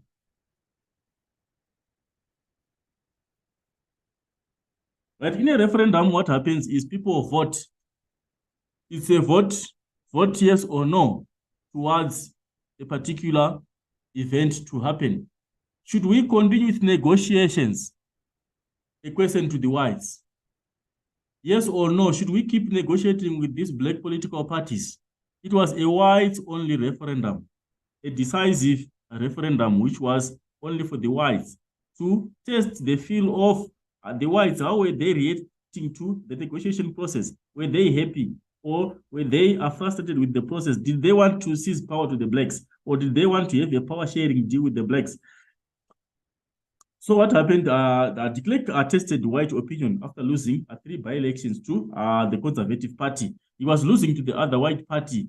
The by-elections, we are saying we're feeding in new parliamentarians after maybe there is one parliamentarian who has been dismissed from parliament or who has died. We need to do a by-election.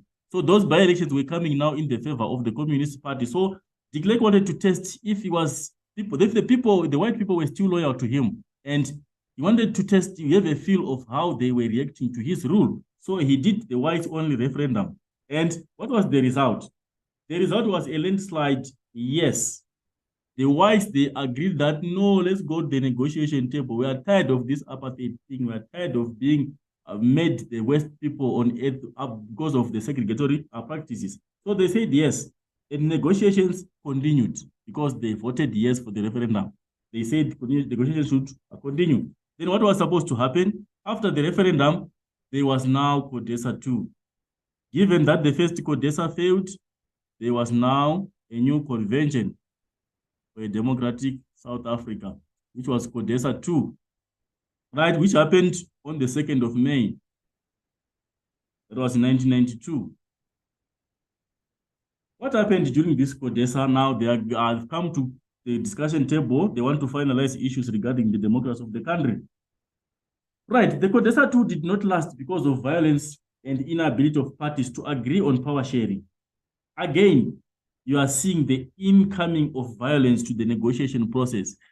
We are trying to come out of the negotiation table to get to terms, but still instances of violence are still being realized and are still disturbing the negotiation process. What happened? What instance of violence happened which disturbed the CODESA 2? There is what is called the boy.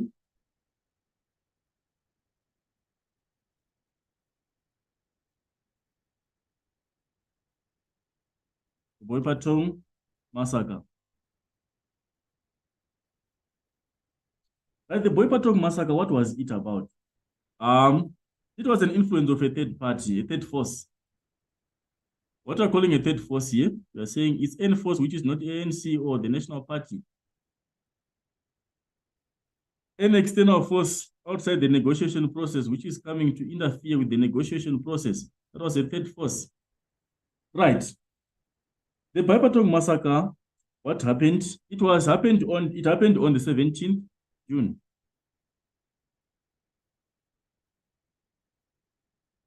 Um, 1992.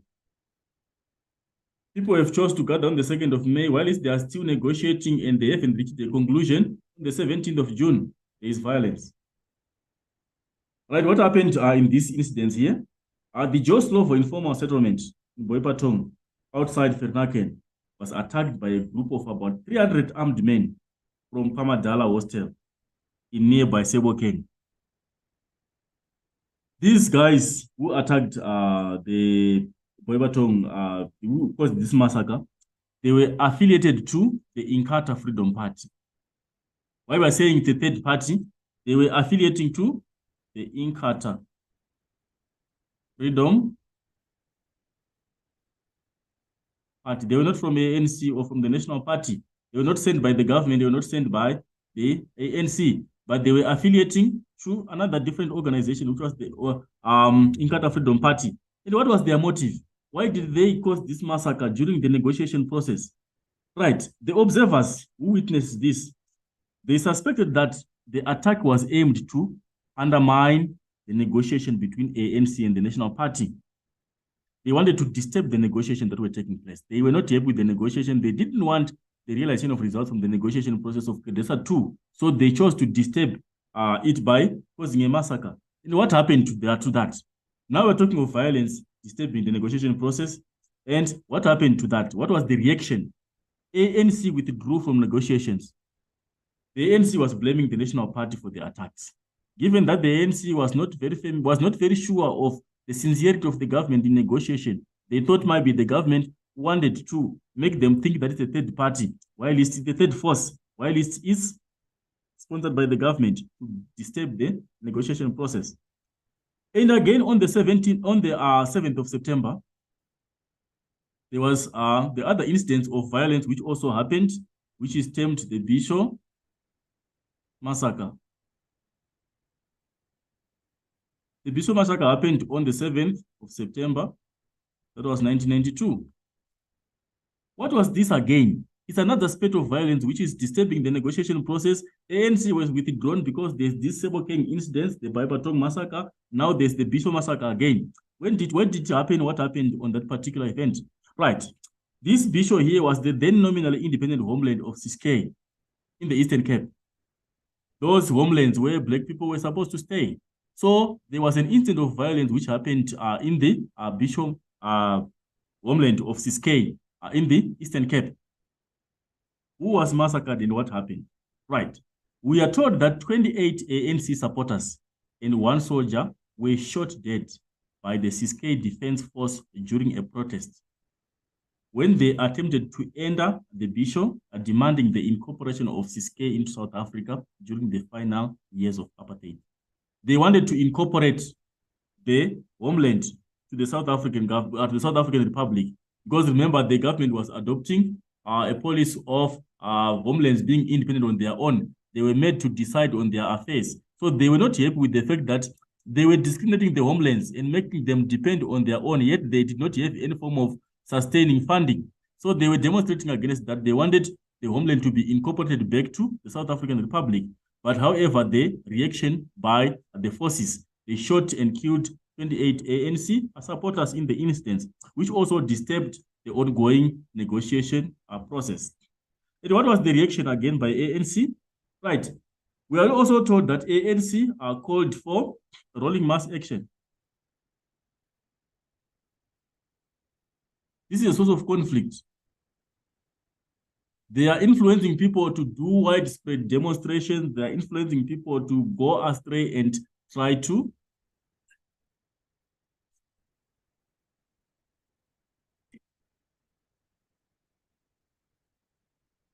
they were influencing now people to go around doing mass demonstrations and demonstrating against the government.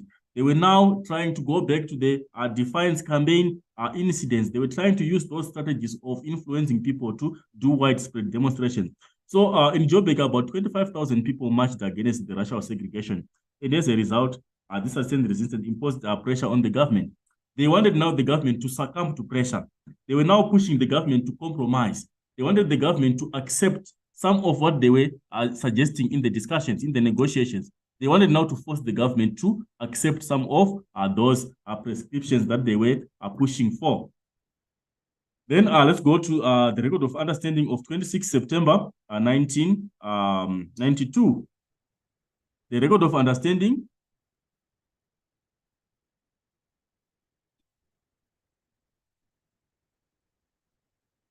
that was on 26 September 1992. Right, what was it? This record of understanding was an agreement which was put in place by Mayor and Ramaphosa. They committed themselves to peace and to negotiations and agreed on the Jaws Law of Sunset Clause.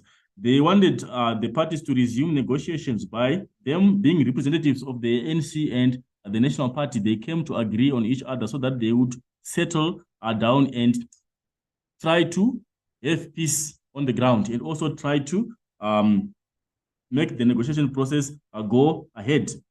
Who was Mr. Rolf Meyer? Mr. Rolf Meyer was the Minister of Constitutional Development on the side of the National Party. And Mr. Cyril Ramaphosa, who is now the current president of South Africa, was by then the Secretary General for ANC. Those two were the ones who came to the discussion table. They discussed and they got to settle with each other and came out with a record of understanding, which meant that they drafted a document which showed that they agreed with each other so that there would be peace and so that negotiations have to be resumed and to go ahead. Right. And what also was the setup was that parties which were winning more than 5% of the vote will form a government of national unity to govern the new South Africa, and whites would retain their jobs. That was one of the prescriptions that were set. As they were negotiating, they came to an agreement that if a party wins 5%, gets 5% of the vote, is going to constitute part of the government that is going to rule the country.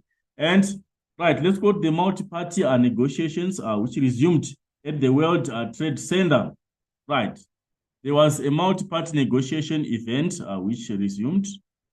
Multi-party negotiations, which means there were so many parties involved in these negotiations, and they were happening at the World Trade Center. How did they go? Did they proceed? They did not last. Why didn't they last?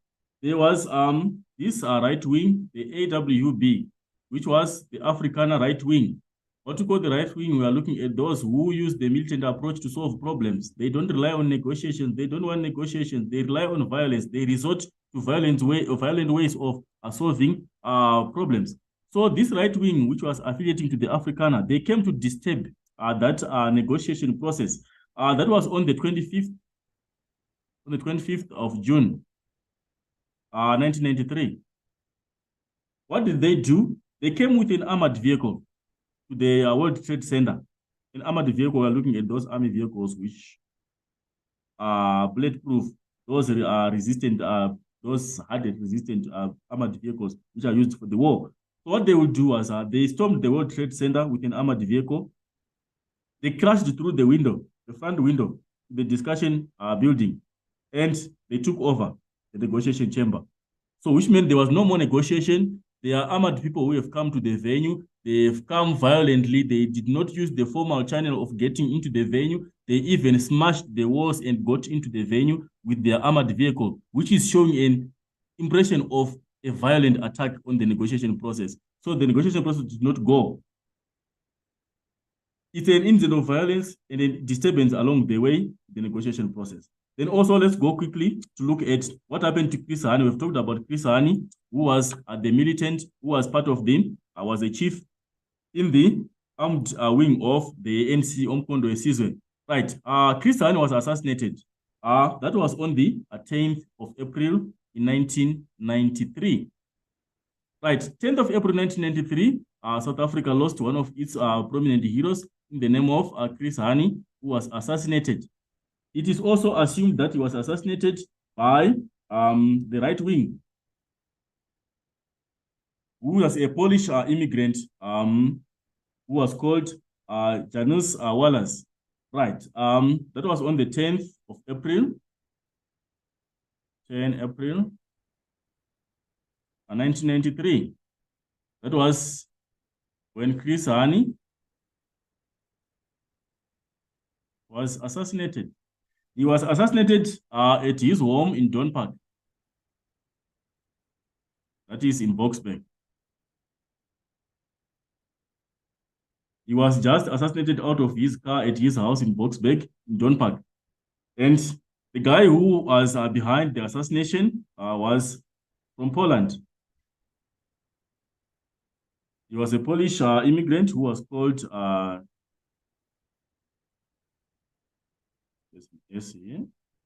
Janusz Wallace. He was the man behind. And unfortunately, Chris Hani did not survive the assassination. He died on the spot. And what was the reason for this guy, who was part of the right wing, to assassinate the militant Chris Hani? The reason was to plunge the country into a state of chaos, which would allow the right wing to take over. They did not want the negotiation process to happen the way it was going. They wanted the right wing to take over the control of the process and to take over ultimate control of whatever was happening. So they chose to disturb the process by assassinating the prominent figure in the name of Chris Hani. So that was the the incident that happened. Then after that, Mandela had to address the nation on TV, calming the nation because the country was now in a state of panic. People were now afraid of the events that were happening in terms of violence. And the negotiation process was being delayed. So Nelson Mandela, being a father figure and being a prominent liberation figure, had to go on TV and address the state on calming the nation. Then there was also another incident of violence on the 25th of July 1993, which is in the name of the St. James Massacre, which happened in Kenilworth in Cape Town. There was also an instance of violence again, where church congregants, that St. James is a church place in Kenilworth in Cape Town. There was an assassination that took place on church congregants, which was also an attempt to destabilize the process of negotiation and to cause chaos and commotion to the negotiation process, which was leading to the democratic South Africa. So what you also need to note there is a series, or is an event which is also very important, which is in line with the sprouting of violence and the disturbance of the process of negotiation. Right. Let's conclude our discussion by looking at what happened later. Because of the series of events, we need to go to the last extent of the negotiation. Right. Elections were set. Ultimately, after the date after those instances of violence and instances of conflicts, the date for the first democratic election was set as the 27th to 29th of April 1994.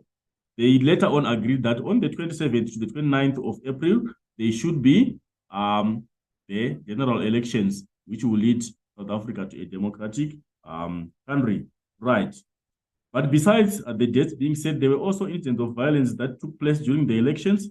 We can also note that there was continued violence through the elections. There were car bombs which were made outside the ANC head offices. They were trying to destabilize the election process. During elections, there was still bombing. There were instances of bombing which happened to outside the ANC offices. But that did not stop the process to democracy. We still forged our way along Dati, Amp, and Strambi Road. Then, what were the results of the election? Right, the result of the election, ANC got 62.7% of the vote. The National Party got 20.4%. And the IFP, the Inkatha Freedom Party, managed to get 10.5%, which implied that the ANC had the majority votes. ANC, National Party, and the IFP formed the Government of National Unity as agreed upon in the Sunset Clause. They formed the Government of National Unity, given that they had managed to score more than 5% as was agreed in the Joe Slovo Sunset Clause. Right, and what was the implication? Nelson Mandela, being the leader of the ANC by then, became the first state president of a new democratic South Africa, with Thabo Mbeki and F.W. de Klerk as his deputies. That was what happened in South Africa until we got to democracy, with the first black president being Nelson Mandela, being seconded by Thabo Mbeki, and F.W. de Klerk became also the second vice president to the transitional government. All right. So you can conclude your essay by tying up your points. Show up that it was not easy to get to the democracy of South Africa. There were instances of violence as the negotiations went. There were spurts of violence which were disturbing the negotiation process. But despite them happening, the negotiators did not cease. Though in some of the instances, they got to conflict with each other and disagree with each other. They got to fight with each other along the principles of negotiations. But still, it was realized the democratic South Africa was apparently realized in 1994. So basically, that is the essay. And in that essay, you need to master the sequence of events. Remember, we said in history, we need to present our events in chronological order of the time series. You cannot start with an event of 1994, you go back to 1992, you go back to 1990, you go to 1993. That is lack of chronology of presentation of historical facts. They have to be presented in the chronological spectrum of the time frame. So basically, that was what we were supposed to discuss on those two essays. Right, till we meet again in other discussions, your host, Conrad Mupinguri. See you again. Thank you.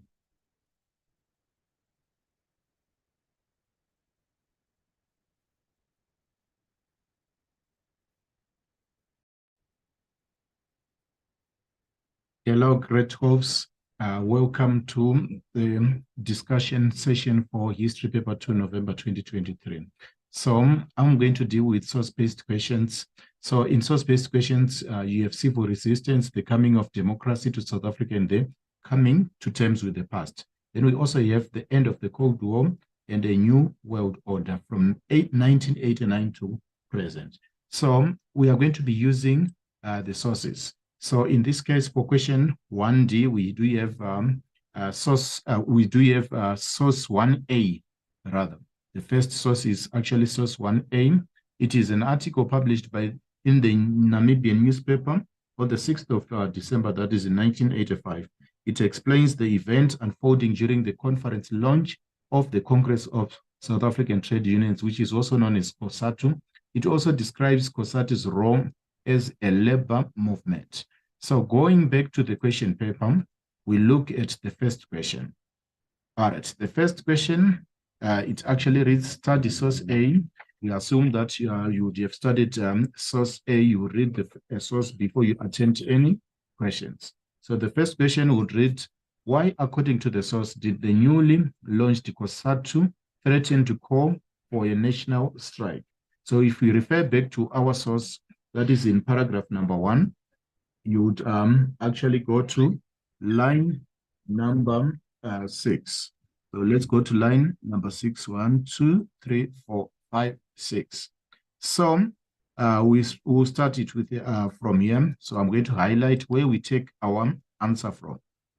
I'm going to highlight where we are going to take our answer from.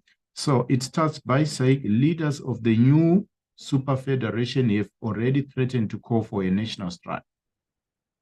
If the government carries out its threat to repatriate or to send back migrant workers, and have pledged to organize workers in their homelands in defiance of any restrictions on unions in these regions. So the correct answer there will be to oppose repatriation or the sending back of migrant workers. So that's where we are going to take our answer from. So I'm going to write the answer right here, the suggested answer. So COSATU intended to oppose repatriation. So say to oppose repatriation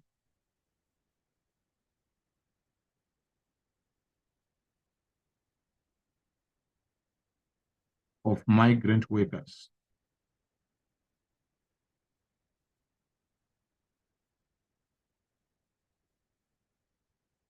So they wanted to oppose repatriation, or what I've explained is the sending back of migrant workers. They intended to oppose that. So that's why they decided to threaten to call for a national strike. Now, moving on to 1.1.2. Explain why you think COSATU supported the campaign for disinvestment against the apartheid government in South Africa. Remember, COSATU was actually fighting against apartheid policies. So one of the methods which they used, they actually campaigned for disinvestment in South Africa. So you can actually say that COSATU wanted to force democratic reforms in South Africa. You can say COSATU wanted to force the government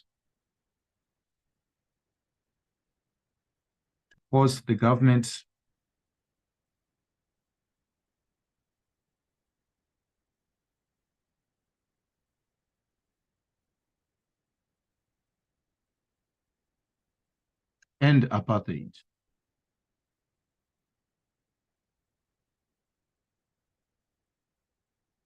They wanted to force the government to end the racial policy of apartheid. So one of the methods which they used, they actually used disinvestments.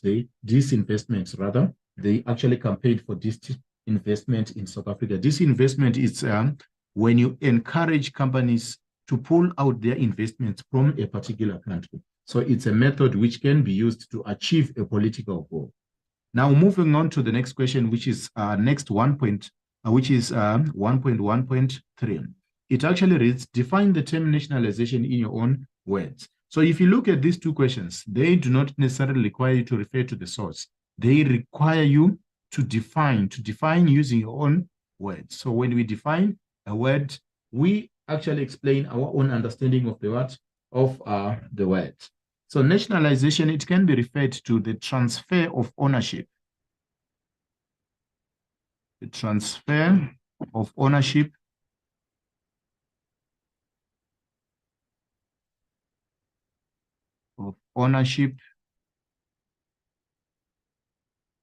of resources